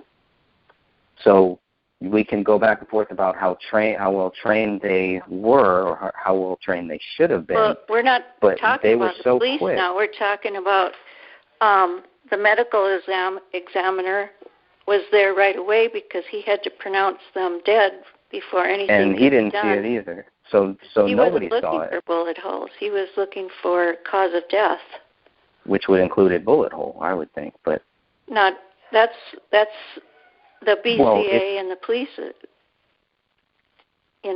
Well, yeah, he's looking, but I mean, I'm sure that police have all sadly had to look at suicide scenes. And, I looked that up, too. I read up on the training of how to determine the difference between suicide and murder. And does that involve not rushing to judgment within the first couple of days? Or are these guys so good that they can see? Yeah, I could they believe that Gummert was so good, that all of these people were so good if they would have seen the bullet hole in the living room when they were in the house. The fact that they didn't leads me to speculate that they are not trained, that these are people who rushed to a judgment that they did not have any proof to, but yet they told the media that they were treating this as a double murder suicide. The next right day. Off the bat. Yeah, come on. It reeks of a cover-up, and I'm not accusing the police right now. What is a cover-up? What did they cover up? Well, first of all, they covered up what they missed, right? They covered up the Allahu Akbar thing written on the wall. They covered up any reference to the Muslim stuff. They redacted it on the police report. Exactly. And it's a cover-up. That's not a cover-up. That's withholding personal information at the request of the family. The family, Sidra even said that she didn't want that out because then people would assume it's, some Muslim ritual that they were killing him because she married a Christian or whatever reason. Okay. She asked them, they asked them not to. You got the report late, She's the one who asked them not to make that public. Okay. And it wouldn't have been except somebody messed up and let the Channel 9 reporter see too much. That wasn't supposed to be let out.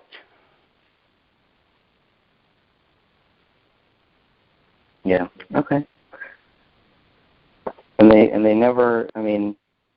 The whole cover-up is not to say, and I'm not accusing the Apple Valley Police Department of a cover-up, but I am looking at it, and I am looking at the possibility, the pros and the cons of the possibility of what they covered up, if it was a cover-up, and why they would even cover these things up. To cover up, and then now we're going back to go back to the pack theory, but I keep going back there for some reason. But I think the whole thing with the cover-up is just what they chose to tell people, what they chose to tell the media so quickly, and it was like, okay, Based on what? And then even after they told us that David Crowley snapped and all this stuff, they never related it to the whole Allah Akbar stuff or anything like that. And David is a Christian. How do they know David wrote this? Was he How do they know December? David was the one? How do they know? It's their job to investigate. Possibly. There's a 50-50 chance, right? Yeah. Except until you see the his journal, where there's references, to Allah and things like that. The ascension. So he was a Muslim? Are you saying he was a Muslim at the end of his life? I don't think either one of them were any specific religion. I think they just sort of developed one of their own, kind of took both beliefs and made one separate one. I don't know. I'm speculating. Yeah, I don't know. Yeah, I am too. I'm just speculating too. But the whole talking about their ascension, I looked that up, and I found I looked it up as it relates to the Islam, and there's a story about Muhammad, the ascension of Muhammad. So, to tell you the truth, Muslims I've been told that nobody really knows where that came from. They don't know why he wrote it. They don't understand the Muslim angle at all. Well, then how are they sure that he even wrote it then? That he what? That he wrote it. Well, they know that he wrote on the paper. It was his handwriting. And I'm assuming by now that there were references in his online journal to something, because he was referring to their deaths as their ascension. That sounds very satanic. I mean, to kill yourself to do this stuff, it's for me it kind of leads it back to the satanic angle. Just as a guess, it's just I see like, okay, 1, 2, 3, 4 things like, oh, this is definitely looking strange here. But we both a lot of guessing, even their family don't understand it, so.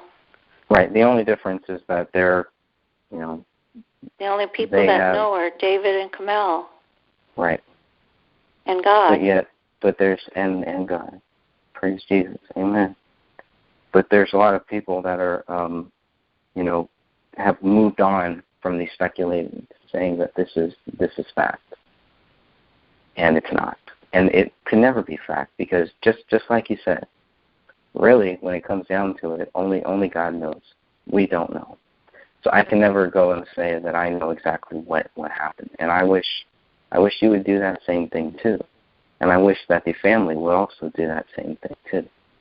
And I wish that they would look at all of the different sides and all of the different possibilities based on what they know. It just sounds like everything. It just kind of raises more questions.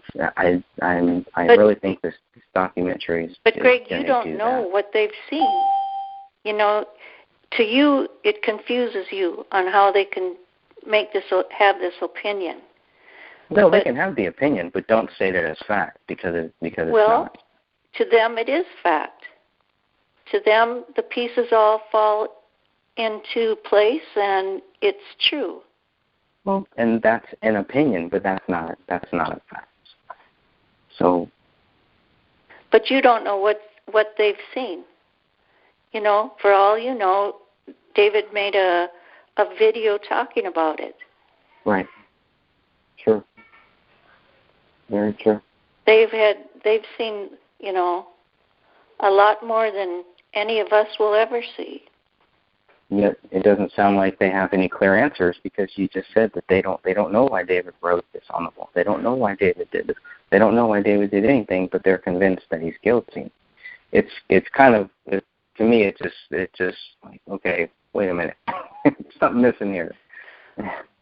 So maybe this documentary will tell us that.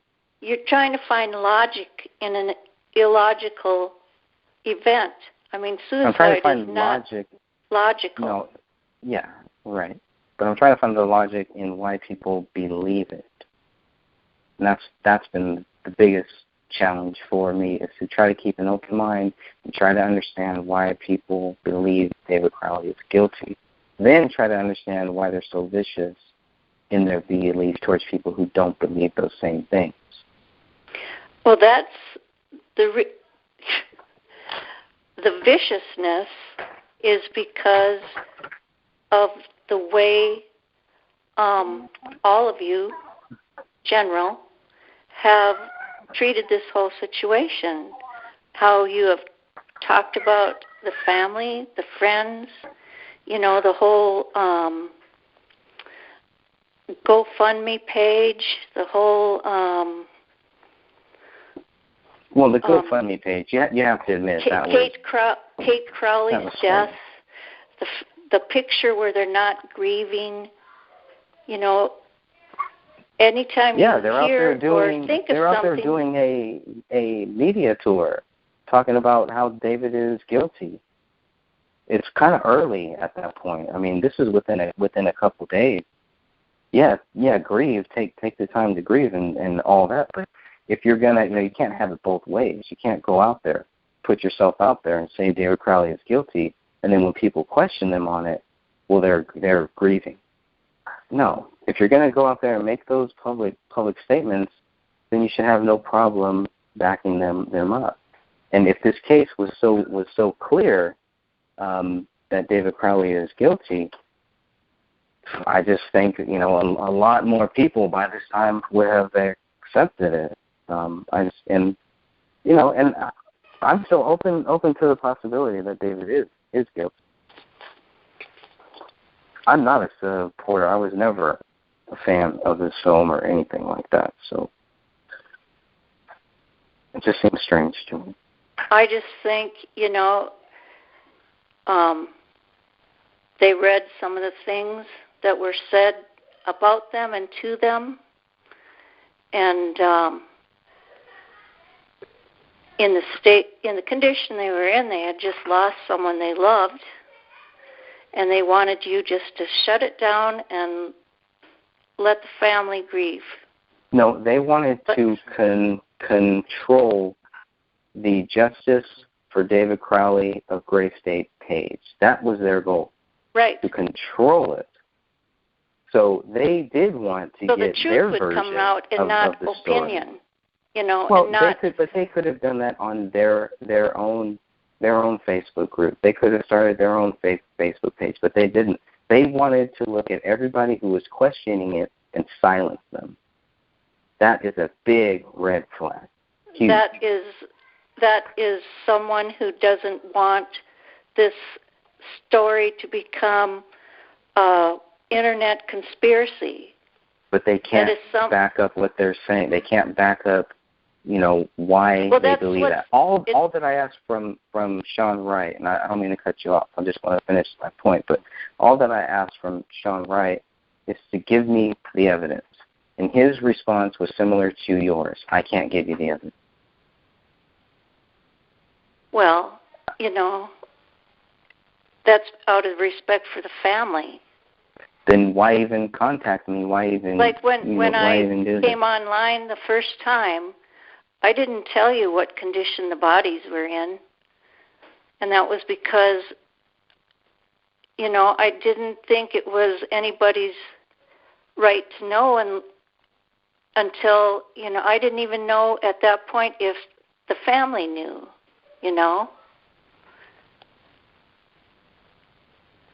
There's just things that you question that I just feel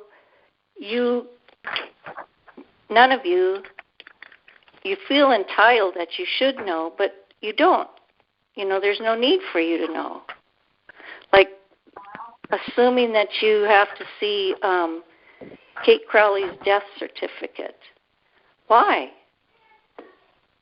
Well, so we can put all of the speculation to rest. So then if someone does try to claim that it is part of a vast conspiracy, the only people speculating we can are you back guys. you up. Well, no, we're not doing that. We're looking for the evidence. If you give us the evidence, then we can back you up on it. Say, look, there's You're nothing accusing here. people of killing her. No, we're not. No, we're not. Maybe Nobody's not you, but your group have. No, I don't have any group. I only speak for myself, and every person in that group speaks for themselves. That's the point of a Facebook group.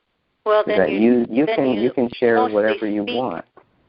You speak the same words, most of you.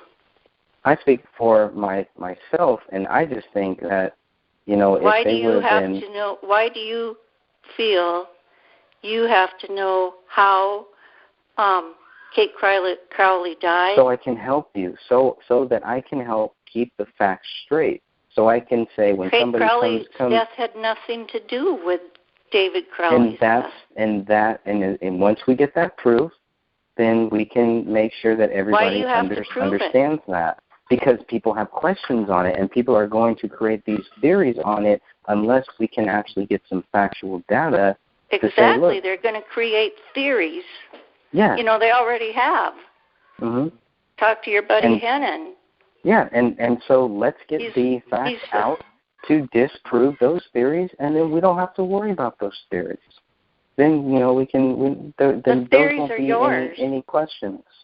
The theories are not mine. The theories are what I research. We're coming at this from two completely different opinions. I don't feel that Kate Crowley's death... but have you seen evidence that anybody to back has? That up? I know how she died, why she died. So why is it such a big secret? Why can't anybody just tell us then? Tell us, and then that's it. Because you know what it's going to create. It's going to create more speculation. Fiction. Help us. Yeah. So it's going to create people on pages like yours saying it's a suspicious death, and did Dan Jr. inherit? What did he do with his inheritance?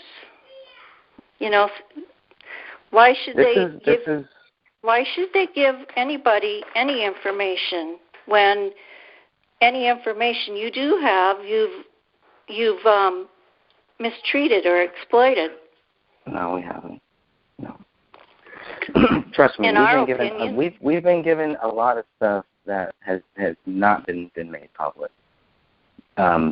But they're research stuff.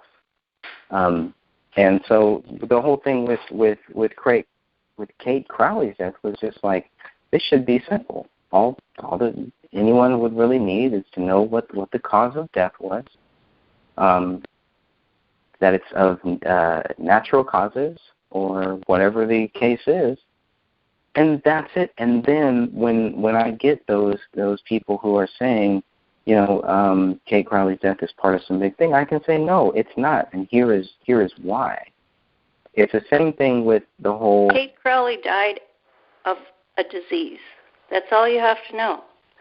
She wasn't murdered. Alcoholism, in my opinion, is not a disease. Do you I don't know how that relates, but that's your opinion. I believe it is because I believe it's genetic. But you still have to go to the store. You have to buy the beer and everything. Nobody's forcing you to it. It's not like all of a sudden you're just drinking beer or just drinking wine. You have to actually... Do you know any addicts? Yes, I do. Did they start out wanting to be addicts? They're addicts. The addicts that I know, even though they stopped drinking and stuff like that, they're still addicts. There's still other type of addicts. It's a personality thing. I mean, did they go to the bar or to the off sale and buy 6-pack of beer because, gee, I think I'm going to be an alcoholic. You know? Nobody wants to be an addict or an alcoholic. It's not a choice. Well, if I'm exposed to radiation and I get cancer, it's because I'm exposed to radiation. I don't have to be exposed to the radiation. Okay. Nobody's forcing you to, right? You and I can be sitting in the bar having our first drink, and you decide only if it's red wine. You don't like it, and I decide, I think I'll have another one. You know, to me, it's genetic. That's why there are families, generation after generation of families who are alcoholics. And nobody I know has tried to become an alcoholic or an addict. It's just, for some reason, there's a gene or something in them that we don't have. That craves alcohol? I mean, whether they're gene or whatever, they still have those same those chemical same imbalance or something. Yeah. You know, we're fortunate. You and I are fortunate that we don't have that.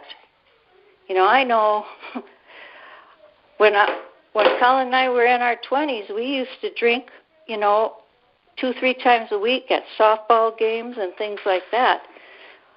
I know some people who are alcoholics today, and at that time they drank the same amount as I did.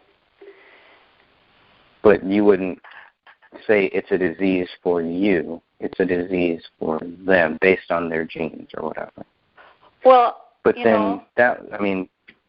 even, you can have different kids who have the same genes, and they're all going to do different things. I personally think, God gave us free will. It's a choice, and that's something you choose. But, maybe we're getting too far off topic. Irrelevant to discussion, I guess. But we have to agree to disagree on that also.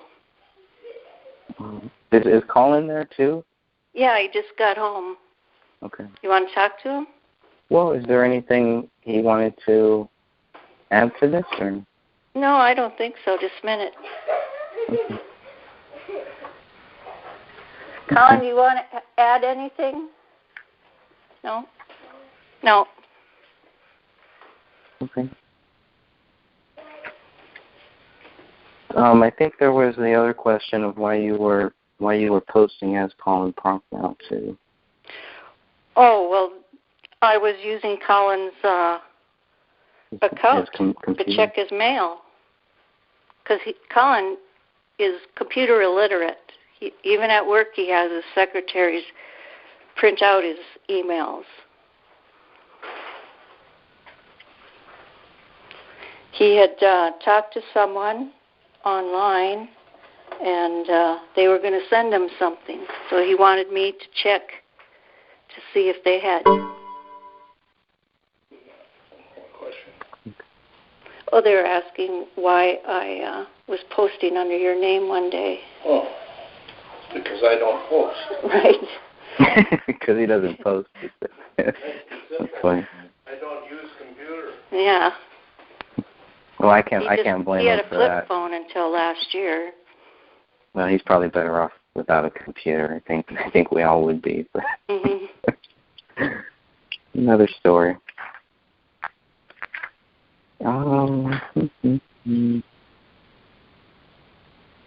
Just trying to think if I have anything else. I don't know if you do. I really appreciate you coming on. I don't. I think we went over everything. I don't think we're in agreement on a whole lot, but I think the documentary will hopefully answer a lot of the questions. Yeah, and I think personally, the documentary is only going to raise more speculation.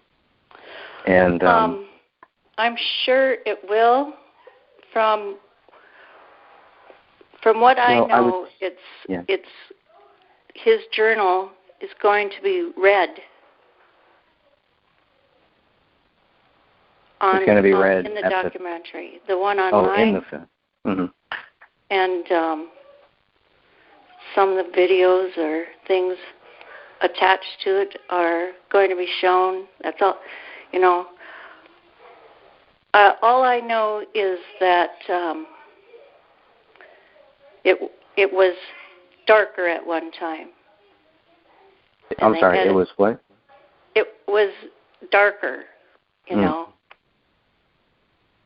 But they lightened it up a little. Well, I just wish they would have let us know. I mean, about it. That would have been nice, especially if their goal is to really search for truth. But I think we already knew exactly, you know, what was going on. But it's just like I always think, you know, transparency is always better, as much as possible, without, you know, putting people in a security risk or whatever their private views are. So it just seemed to me, it was like, come on, like really, all of a sudden, Dan and I are a part of this documentary out of nowhere. How could it it's not out of nowhere. It's because you've been on all over the internet talking about it. Yes, but I was talking about it openly, and I have openly challenged anybody to do exactly what we're doing now. Yes, I did block you. Yes. Not only me, but you blocked others too that you challenge. No, I didn't block others that I've challenged. Well, maybe I have. Technically, yes, you are right, because I have challenged anybody. But as you can see, I'm not very hard to find, and we do live videos. Well, to be honest, there is no love or respect for any of you on the Crowley side or Sidra's. You're going to speak for all the Crowleys and the Alam family? Okay. Yes. So if I find one on either side, that is? I mean immediate family, friends, all the friends of David's and Sidra. I know that there's no love lost for any of you or respect for anything that you have been doing for the last 2 years, which is one reason why they won't share, is because, you know, if they tell you something, it would be all over the internet and shared in, 10 different wouldn't that ways help their by case? 10 different wouldn't that people. Help them? Yeah, well, wouldn't that help them? No. Why not? Why? What helps them about accusing Dan Crowley of, going to David's house to look through the window to see if the job was done? That was one of Hennon's posts. How is that helping them? How is that showing any respect? What helps is to have a dialogue to say, okay, this is why that theory is not to make up all this crap and post it or video it. Well, I think the official story is crap too, so I don't know why people are posting that and pushing that when everybody who believes the official story has different stories to the same theory. Well, Greg, the thing is, when it comes down to it, even after you've seen the documentary, you won't believe it. How do you know? I know, because, I know from reading all the things in the last 2 years. I know that you'll say, they could have done this, or they edited that, or they didn't tell us this. How do you know that I'll do that? Because that's how you've been for 2 years. So you're just guessing? Yeah. Okay. But I'd make a bet on it. It's I'll take that bet. just like tomorrow I can make a bet that the topic of conversation will be more about me than what we've talked about. Well, I sure hope not. But, again, I only control my actions. You only control yours. And, I would never blame you for the actions of anybody else. And I would appreciate if you would do the same thing. Well, I would appreciate it if when you see it, you would call it. Okay. How about I watch it? When I watch it, I'll do a live stream as I'm watching it, and everybody can see exactly as you watch what I think. As I watch the film. Oh, I'm not talking about that. I'm just talking about in general that family page has turned into a Judy page. Well, you don't take any blame for that? No. Oh, I know. Yeah, I mean, I know I'm a sarcastic. I'll take credit for that. But it's certainly not a page for justice for David Crowley and family. It's a page about how evil I am, how insane I am, You know what's said on there. Well, I mean, a lot of things are said on there. It doesn't mean that I believe them, and I don't expect that just because something is said there that it's truth. And even if I don't... Okay, let me ask this. Mm-hmm. And it's not only about me. I'm not trying to be the center of attention that everybody accuses me of. But why don't you call them on it? Why don't you say, hey, okay, this is about David Crowley, not Judy, not Sean Wright, not, Dan Crowley. This is about David Crowley and what we know now. Yeah, I think we tried that. I think we, really tried that, and we should keep on trying to keep that focus. And exactly. I do believe that's one of the reasons why I blocked you, and that's one of the reasons why you're no longer a part of that group, is so we can keep that focus and have a real, investigation about this stuff. You have just become a distraction, and I think that's what is a distraction? Is I ask questions. Well, we are too. We are too. You're not answering. Yeah, but you don't. But I'm not claiming that they're guilty. I'm not claiming David is guilty. Did I answer all of your questions tonight? You've done a great job. Yes. Okay. I mean, I have nothing I would gladly but answer all the questions, but when you don't know anything, though. The problem is you don't know. I do. You don't. You really don't. You know secondhand, thirdhand information. You know what you've been told, but yet you're getting on other people's case about what we've been told. How do you know we've all been told? Here's what I'm trying to say: is Hennon will post something, and I'll ask a question related to what he posts that to me is the other side. He says, the sky's blue, and I say, yes, it has clouds in it, or whatever. And he ignores those questions. He doesn't want a discussion. He just wants his side posted, and he doesn't want to think that there might be another side. There might be another answer. Oh, he's already told me that he's very open to that. So he's not. I have asked him and asked him and asked him and asked him. I've reposted, and he ignores it. Well, maybe he doesn't. Maybe he feels like to move on. Maybe you're just not worth his time. But I can definitely tell you that his mind is not made up. He is not saying, okay, Greg, this is what happened. We need to go with this. This is it. And if you're not with this, okay, whatever. The guy is so tolerant. I cannot believe he has not banned you from the Facebook page yet. Okay, he's been very talented. I would have banned you a long time ago. Here's an example.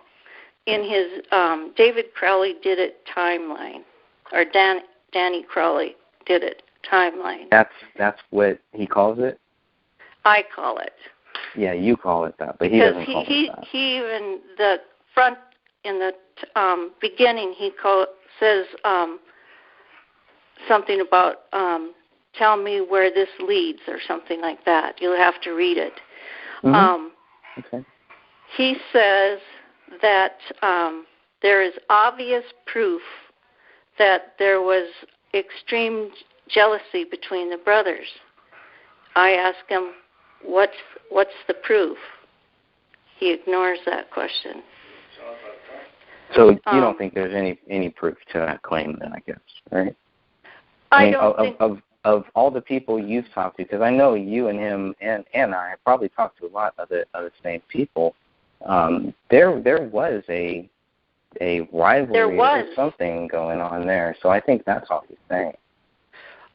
There was. But he makes it sound he phrased as it if wrong, kind of? Continued and grew. If it continued and grew, well, didn't it continue and grow? Because towards the end, David was not talking with Danny Crowley. He wasn't David talking wasn't talking to brother. anyone. Right.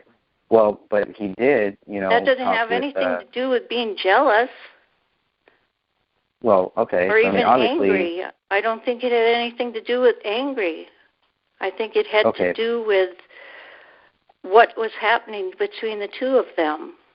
Which could have involved anger and jealousy, blah, blah, blah. Could have involved all of those things. But he states it as fact. He doesn't say... I don't believe... I can understand where someone reading that might think that, but I can definitely tell you that he's not stating it as fact. Yes, he has.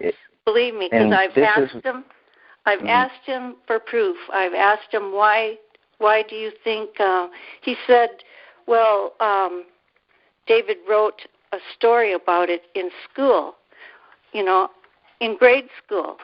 But Dan wants you to believe that that Danny was still a big bully to David, No, and they were best friends. I think he just posts it and puts it out there. But if they were, if they were so close, I mean, it raises more questions. And it seemed, if Dan Crowley Jr. Just by him trying, it seemed like he was trying to connect with his brother. Right. So I mean, and they're brothers, and brothers fight and they have problems and everything, but they get over it.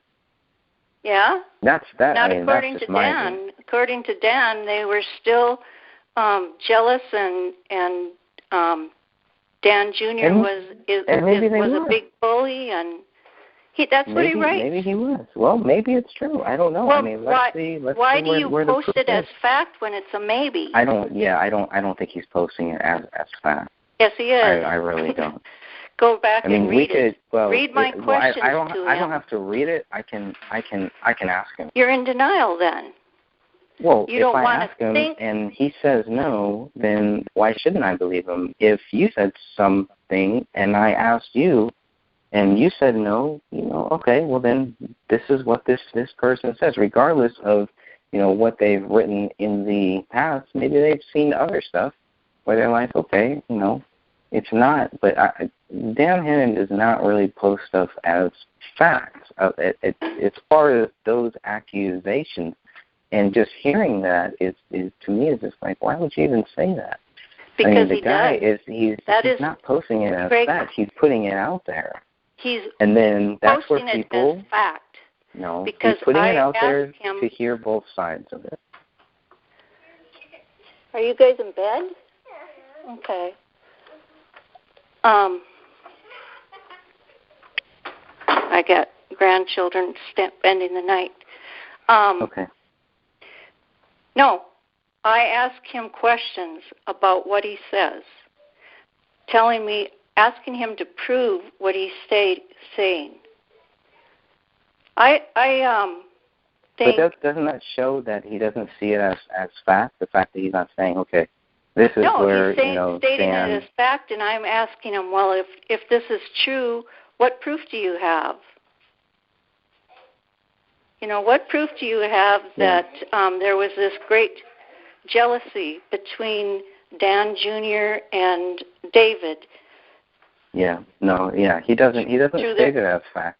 He's in the chat room right now, clarifying that. I don't understand why you don't want to hear that, though. Well, it seems like you want to take one thing that somebody said and you want to hold on to it, where we're saying, you know what? I mean, we've all said stuff. You've said stuff. Okay, here. Then why doesn't he say that? Why doesn't he turn around and say, I didn't say that as fact? That's not a fact. That's a guess. That's an estimate. That's an opinion. He just did. He's in the chat room, and that's what he did. I'm not in the chat room. We have 101 chats, and I was hoping not to keep you on too late, that we could maybe go through some of the posts in the chat room and see if you have any comments on them. Colin's here to watch the kids. Go ahead. Okay. I'm going to go back. There's 101. I'm sure a lot of these are nothing, but okay, let's see if I can go for this one. Let's see. There's a question of the thing I love the most. Why was that not mentioned in the police report? What? The thing you said about I hate the thing I love the most, the video or whatever police found, because police did have their phones. They took their SIM cards. Sidra did not get her SIM card back. She was given a laptop that apparently had nothing on it, and she didn't know the password and all this stuff, and it was just like wipe clean. But they missed this. So if police had their phones, then they should have found these videos that were posted on David's phone. What I said about the he loved or he hated the thing he loved the most, that was in a handwritten journal. Oh, okay, that wasn't No, that was in a handwritten journal. That was in a handwritten journal that when the police wrote these reports, they did not have. Right. Well, they had them the next day, but I don't think they saw anything that changed anything. Well, the police wrote many supplemental reports that kind of followed up on their first report from when they were at the scene. So it kind of is like, okay, well, a lot of this stuff probably should have been included in those supplemental reports, in my opinion. But, the kitchen. Go ahead. Like I've said, you've only seen a small portion of the police reports. No, I've seen them all. They told me I've seen them all. They say that, but you didn't. So they're lying. So tell me about the 3 interviews Colin and I had. Well, there's one mentioned on page 12, and I think there's another one. But what did we talk about? What did you talk about? Talked about the dummies or the mannequin. What you guys saw when you looked through the window, and that's basically it. I mean, there's no direct quotes or anything from you guys, but sure. I mean, maybe on that police report, I believe they say there was a tape or a recording attached. Did they give you a copy? No, I didn't ask for it. I've asked for it. I'd like a copy. Even a transcript. Not even all of them have something about that, something attached or put into. I don't think they own it. But. Okay, here's a couple of Dan Hennon's. February 11th. We know that the autumn 2014 was a turbulent time for the Crowley family. But what we've been told is that David and Camille Crowley pulled away from family, friends, and co-workers as they both began their descent into some sort of depression. Please follow the following timeline of events and come to your own conclusion. There you go. Come to your own conclusion. Cool. What was this in? I don't know what he's talking about, what he posted, but he's saying, was this in response to his big brother Dan Crowley busting his balls for something he said? I said, was it? Why was Dan Jr. busting David's balls? Why do you have to ask these questions after 2 years of investigating? Dan Hennons, keep in mind, Dan Jr. was a bully to younger brother David all the years of growing up, and he took pride in tormenting his younger brother. I said, you have read a very short paragraph of David's diary and turned it into a lifetime of being bullied. Do you have brothers and sisters? You have developed two very different caricatures of David Crowley. One day he's the weak, bullied brother, so upset with something his brother said that he isolated himself from his entire family and friends, and the next day he is a kick-ass warrior veteran dictating his rules of seeking treatment for cancer and walking away from $30 million movie deals. So which is he? And Dan says, I haven't seen any of David's diaries. I referenced an old homework assignment. I said, excuse me, I got the source wrong. So are you going by a homework assignment David wrote years ago in grade school? What was the relationship between two adult men brothers? You continue to state there was obvious jealousy and friction between them in order to supplement your theory. When asked to provide proof of what you post, you run to the cave and hide. But it wasn't a theory. He asked a question. His theory was, he stated as fact that there was... It was a question, right? Wasn't it? No, it wasn't a question. It wasn't a question. Okay. It seemed like it was a question, and it seemed like he also... What was the relationship between two adult men, Dan? What is your proof that there was obvious jealousy by Dan Jr. Yeah, but he's not David? He's not talking about the two adult men. Please let me finish.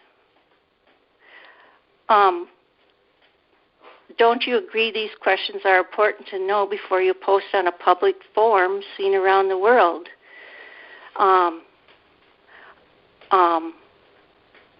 What proof do you have? And Dan's response is means, motive, opportunity. Dead men tell no tales.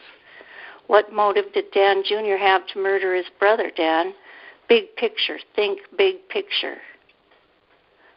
Let's see. You have stated the motive was to gain access to David's movie, that he raped Renaya and needed to cover it up, that he was jealous of David for his success. Is that the big picture? How about the big picture, Dan? The story you are composing is fiction and certainly not an achievement. You stated, this is quote, the undercurrent fiction between these once close siblings was brewing big time. Okay, that's true. That's a statement of fact. That's not a question. He's telling everybody that there was a undercurrent of friction between these once close siblings that was brewing big time. Which is true, isn't it? How is it true?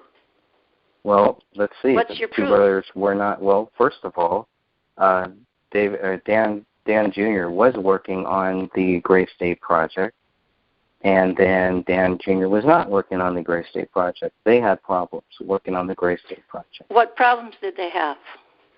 Differing views, and this is what I was told from a Gray State. That's right. You were told with the Gray State. That's right. Just the same way you were. The exact same way, because you were not there to understand. I didn't say that. Oh, there was huge friction between these brothers. If there was such huge friction, why did they run together? Why did the Crowleys ask all of these people who they supposedly had friction with to Renaya's birthday party. Yeah, but after that, there was friction where Dan Crowley Jr. tried to contact his brother, and David did not want to contact him. He wanted nothing to do with it. That doesn't relate to friction between two brothers. That's what happened after friction. They stopped talking. Dan is talking about friction growing. This wasn't afterwards. This was before. He's talking about leading up to their deaths. Well, that post was originally talking about those few journal pages that we saw where David said that we talked about his brother and him crawling all over his brother and didn't really understand why. I mean, just based on that stuff. That was when he was a kid. Right. And then not an adult. Right. But at the end of their life, they're not talking either. So yeah, but that wasn't because of friction. That was because of David wasn't talking to anybody. Well, maybe David had friction with everybody. Maybe he had friction with them too. I mean, you can't just say that it wasn't because of friction. We don't know. And that whole post. Well, that's a convenient word to use then. Dan is making the point that they have this big friction between them growing up, and it was brewing big time before the Crowleys died. He's not talking about after they died there was this huge friction.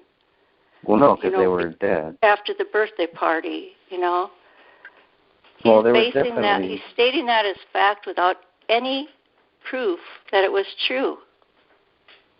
We just covered where the friction was and, why. I mean, they weren't talking. They were not talking at all. If you have followed this story of his, you will know that it's not the fact that they weren't talking that he's talking about. Okay, ask another question. I guess we'll agree or disagree on that one. But let's see. Pizza in the oven in the kitchen. So I guess the scene, I mean, there was a lot of nasty, just on a side note, a lot of nasty things that I've seen on my YouTube video just about, why is this house so messy or blah, blah, blah. But to me, it just looks like a house that people live in, and they have young kids. So, it's just whatever. The house to me just looks lived in. But there were some things in the house that did seem like, okay, well, they got the pizza in the oven, dishes, it's just, I don't know. The weed was left down on their counter. It's just, I don't know. Anyways. Well, to me, the house looked extremely messy, Mm-hmm. Just like the toothpaste stuff in the sink, the mess in the kitchen, the bedrooms everything was scattered all over the floor. Beds weren't made, of course. That's how it looked to me. But you also have to look at the pictures, and you have to take note of the junk food, like the pizza in the oven, if that exists. And remember that Kamel was a dietitian who was very particular about what she ate, and gluten was part of that. And there's chips, and there's box cereal, and Coke. Those aren't the kind of things that they would be consuming if she was still, plus she had gained a lot of weight. Well, and also if they had money, because I don't know about in your state, but in California, if you want good food and real food, and if you want real water, it's costly. it's definitely worth it, but it's costly. But you can make a salad just as easy as you can make a pizza, and you can drink water instead of drinking Coke. Mm-hmm. To me, the junk food and knowing the fact that she had gained a lot of weight is a red flag to me, showing that there was something wrong with them. Because she would have never fed her kids that or made that. Interesting point. Okay, I see that. I mean, she let her dietitian license or whatever expire too, but I think the sister kind of felt like David, towards the last couple of months, David was keeping her both of them as a hostage, kind of like very controlling. Just like you said, the one time you saw the wife towards the end, she ran out to the mailbox and then ran right back. To me that's odd. When Sidra came over and the way that she explained, and her story is the same. The story she told me is the same that she told the cops, and I'm sure the same she told everybody, because that's what really, really, for her, that's what she really went through. But to me it was like, this looks like a hostage situation almost, where they're not being allowed to do anything. I think, Sidra also said that she had started talking more like David, and David had started talking more, had started talking differently too. He was never one that was totally into what he was actually filming. He didn't believe a lot of it, but he had found an audience looking for it. But towards the end, in that spring and summer, he started talking about 9/11 being a conspiracy and Sandy Hook and all these other things that he never would have given time to before. And I think...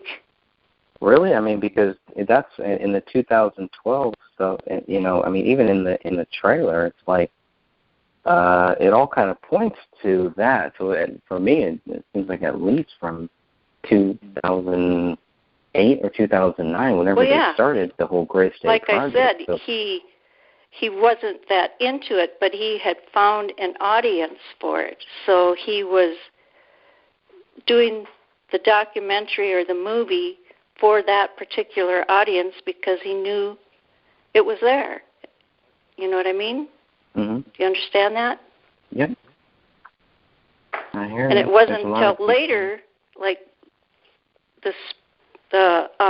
like June, I believe, is when they were taking care of Renaya, and David and Kamel went to California. And when they came back, she said that Kamel was talking a lot like him, and then she had never talked that way before. And she just gradually she thought David was very controlling. And, in my opinion, from what I have gathered, I agree. I think he controlled a lot. And she loved him, so she started believing in, what he believed. Did the police, were there ever any toxicology reports or anything like that done? They did them, but I haven't seen them. That would, I would think, would also help them see, because if they're going to talk about David doing I think it's called absinthe, and we know he was smoking weed and whatever. It seems like they'd want to put that out there to show. Well, they don't have to. No, they don't have to, but they also never made a public statement stating coroner and medical examiner. All they have to put out is the time of day of death and the means of death, and that was January 17th, and gunshots. Even though they know that they died long before that, they're not considered. The day that they're found and confirmed dead is. Well, they also put that the wife that she died of a single gunshot too, and then later on the police said it was two, and it's like, okay, who would you believe in this? Would you believe somebody who couldn't see a bullet hole in the living room during the crime scene, or would you believe the medical examiner? So I think then it would be like, well, maybe the medical examiner might want to change their story now. I mean, anyways, so let's see. I think somebody had asked why you spend so much time online when your husband your husband's going through some therapy or something like that. Because so, he's not. I mean, okay. He in 2015, I believe it was, he had some heart problems, but he has stents and a pacemaker, and he's been fine. Okay. Let's just go to the first part of that, because the first part of that was really what interested me. Why are you spending so much time online talking about this? Why am I? Because it just drives me crazy when I read what you guys write. But you don't want to snap too, because we know what happens when people snap. You just never know. You have to be careful with that, right? So. Well, the director of the documentary told me to stay away from you guys. Mhm. But you don't want to listen. Well, it's more entertaining I believe now. you called him. I believe you called him what, Jerkoff Productions or something like that in one of your sarcastic. I know you meant it sarcastically. That's because you and I both know that we were told not to mention it. I was not told that. Yes, you were. You had to sign it. I was asked. I didn't sign anything that said I couldn't speak about anything. Could talk about whatever I wanted. You didn't sign anything? I didn't say that. I'm just saying. Okay, nothing but that I read that said that I couldn't. Form, and they explained it to me that it was, not to be mentioned until the movie was made public, or the documentary. Even though you were the first one that actually mentioned it. So what when you wrote did I mention it? You mentioned it in the June 8th email to me, but wasn't too difficult to figure out all the fancy camera equipment. I know you posted something on one of the Facebook pages that was similar to this. Yeah. You said, was it Big Jerk Productions interviewing you for Jerks of the Month? Or was it an educational film about how to slander while putting on a guise of being righteous? That was a pretty good one, I think. Sounds crazy to me. Sounds like ranks of a crazy ranks. Well, sometimes all that's left is sarcasm. Well, it shouldn't be. I mean, it really shouldn't be. Well, I know, but, you guys don't want to talk about anything. All you want to do is... I think we're having a pretty good talk right now. I think so, too. Okay. But almost 3 hours. You go online, and that doesn't happen. It's like that first day that I told you when I... just a minute. Colin? You want to check Larry? He's limping again. That first day when I couldn't keep up with all your questions, and all of a sudden, I was getting attacked from every direction. Even some of your most faithful posters now and Mike Sewer? Is that his name? Yeah. Sewer? said that you should all stop attacking me. I have the copies of that. Mhm. So, you know, yeah, I just didn't all I'm going to do is get attacked or ignored. Sure. Right. Then there's no point. But yet you kept on going. Yeah. Yeah. Because so you had I no want problem to with see. I actually wanted you, Hennon, since you won't talk, to answer my questions. You know, I thought they were pretty logical. We were both talking when this first started. I felt like I gave you many chances, and it was just your answers to me were just like, okay, well, that's that. I thought the conversation was going to be a conversation, and it turned into something else. So, I'll admit, I got sarcastic and bitchy, and I gave up on having any kind of discussion. So I didn't But you're try. still discussing. Yeah, I know. And you're still, from what I hear, you're still actively posting a lot. You and I are probably the two most that post. I continue to post questions. You know, like the ones I said. Where's the proof that the Crowleys, that one Crowley was jealous of the other? Well, it's Where's in the proof of this? Well, it's Did you ever right think, there.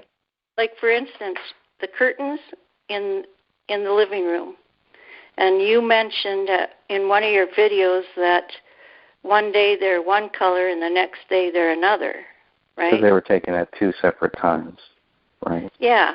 Well, the first set of curtains had forensic material on them. Mm-hmm. Those were removed, and another set was put up so they could close the curtains because there were too many people peeking in. Right. Okay. Oh, let's see. Both parents took the kids. I work at home, and I don't work very many hours, so I have my computer on while I work. I have it on Facebook, and sometimes... Do you think that the family likes that you're doing all this? Do you think that they might be embarrassed? They know all about it. Have they told you to stop? Nope. No one has ever told you. As a matter of fact, it was Dan Crowley that pointed out to me that Dan Hennon was posting a picture of him in the running gear that he had posted in 2013 and not in October 2014 as Dan stated. Okay. Have any of the family or the friends or any members of the Gray State team told you to basically stop posting, stop commenting, and just kind of move on? None. No. Mason said something about it last week, saying, you know, they're not gonna believe anything you say. They're not gonna, you know, they're just. I won't comment on what he said, but just leave them alone, or it'll wear on you. But to me, it's a challenge. Pointing out the ridiculousness of some of the comments and opinions. Okay.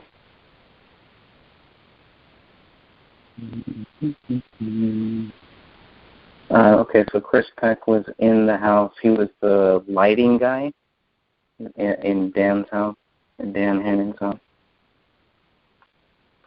I think he had something to do with sound, because when he was here, he was sound. Okay. Mason wanted to go, but Eric wouldn't let him.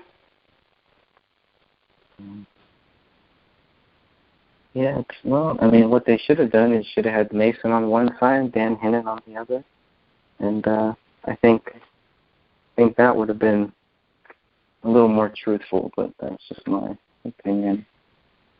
Let's see. Mason, none of them, want to get within sight of any of you. Although they have volunteered to meet Hennon several times, and he has never accepted. Yeah, and I don't think he should either. Why? I totally agree with him on that. So you say that he should be sitting on the other side, it would be more honest. But now you say you don't think he should see any of them.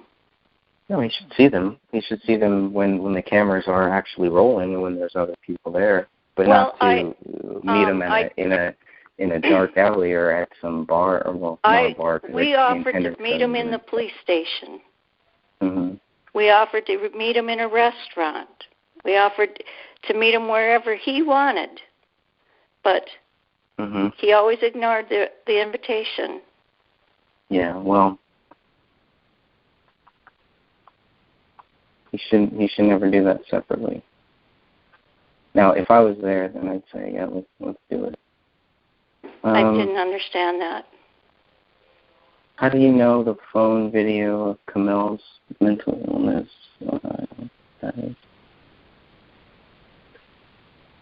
If there is evidence that David and Camille did have a suicide pact, why didn't AVPD write a supplemental read for it? From Minnesota. I don't know. I don't, know when. It's a good question. I know it's a good question. I don't know why they didn't write a report. I don't know when they heard about it. In the beginning, it was just the opinion of the family that So in the beginning, the police did not tell the family that this was a result of a pack theory. Okay. As far as you know. Let me shut this door. I hear the kids' movie going. So, in the beginning, something about a pack theory. In the beginning, yeah, you didn't.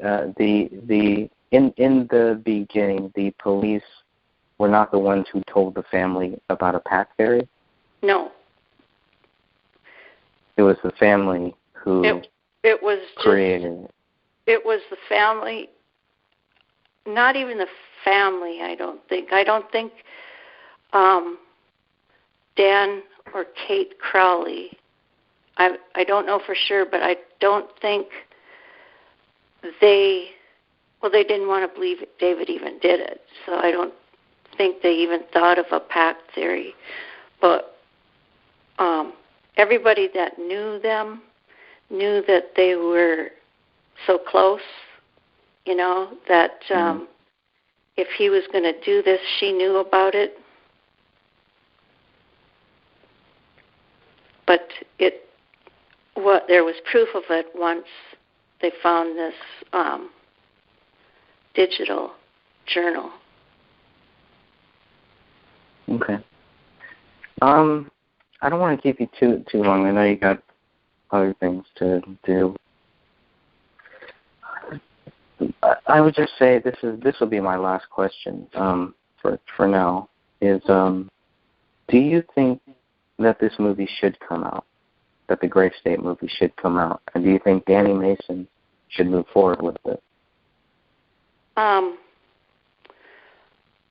don't really have an opinion on that, but I don't think it will come out. Even though he's pushing for it, and he's got Joe Biggs and some guy named Elvis. I don't know who Joe Biggs are. I've never even talked to or met Danny Mason. Okay. Well, basically, I just know that I don't know if I should tell you that, so I can't say it. But no, I don't think the movie's going to come out. At least not David's version. And then that would be the whole thing, is if Danny Mason and these guys are going to move forward with the Gray State project, it's not going to be David's. I don't think so, but I don't know a lot about the movie. I just know that because Senior has the script. Yeah. Mm-hmm. But I don't think they have any plans of doing anything with it. I only ask because the cops think that the movie, the Gray State movie, was a big part of this whole thing, of why David killed his wife and his child and then killed himself. Well, it's like a huge part of it. That's because they think that, which is true in many ways, that he fell into this dark hole of believing all these bad things and saw them happening in his own life or something, and what they say, he snapped. But I don't. I can't speak for the police. Right. Well, no. And the whole. I mean, he was out in 2008, I believe. So he was in the service. I believe he was stationed in Afghanistan and in Iraq, if I remember correctly. No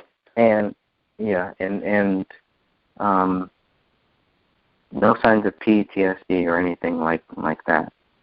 Anyone who was working with him on this movie, no signs of PTSD.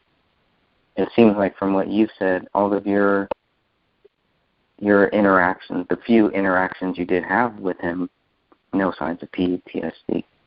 But the PTSD thing was a big, big part of the media. Two things with the media. It was PTSD or a government hit. It's like, okay, they just have both of them.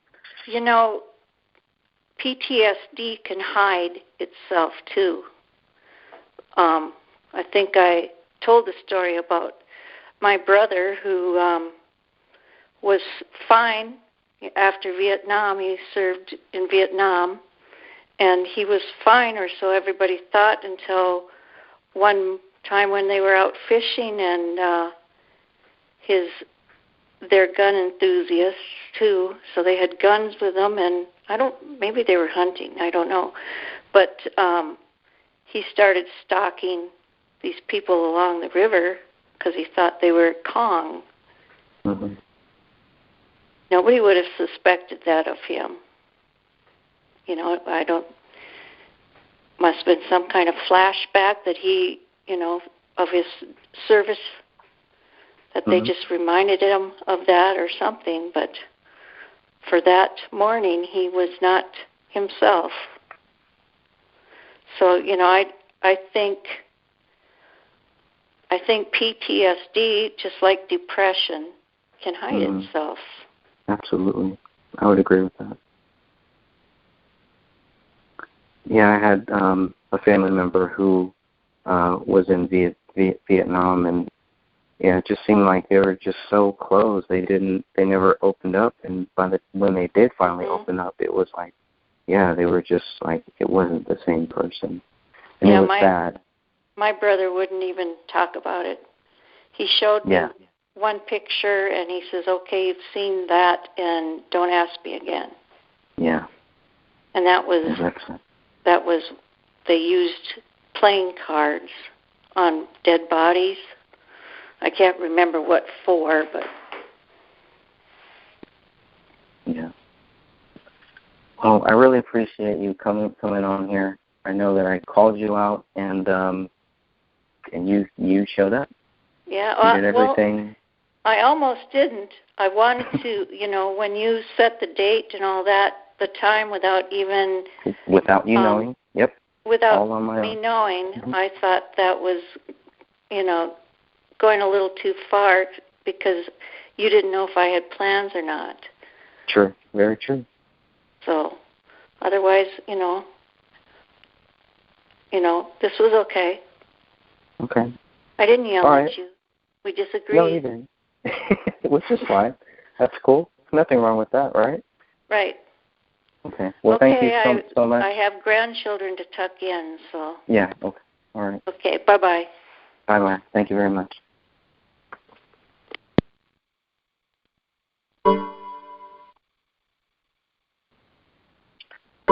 All right. I think that was good. Thanks, everybody.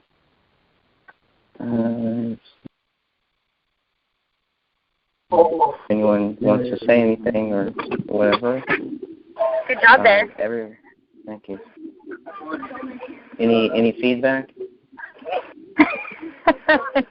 No. Good feedback? It was good. You did good. Well done. We were definitely entertained. Okay. Great job, Well, Fred. who knows? Thank you, man. Maybe we'll do this again. This was my first time. I just happened to find this software here where we can do this. Hopefully I can run some more tests. I need to get a better microphone, and then I can have my microphone and my video on the same thing. But I think it was good. I need to go back and review all of this stuff. But you kept a really calm voice the whole time. Thank you.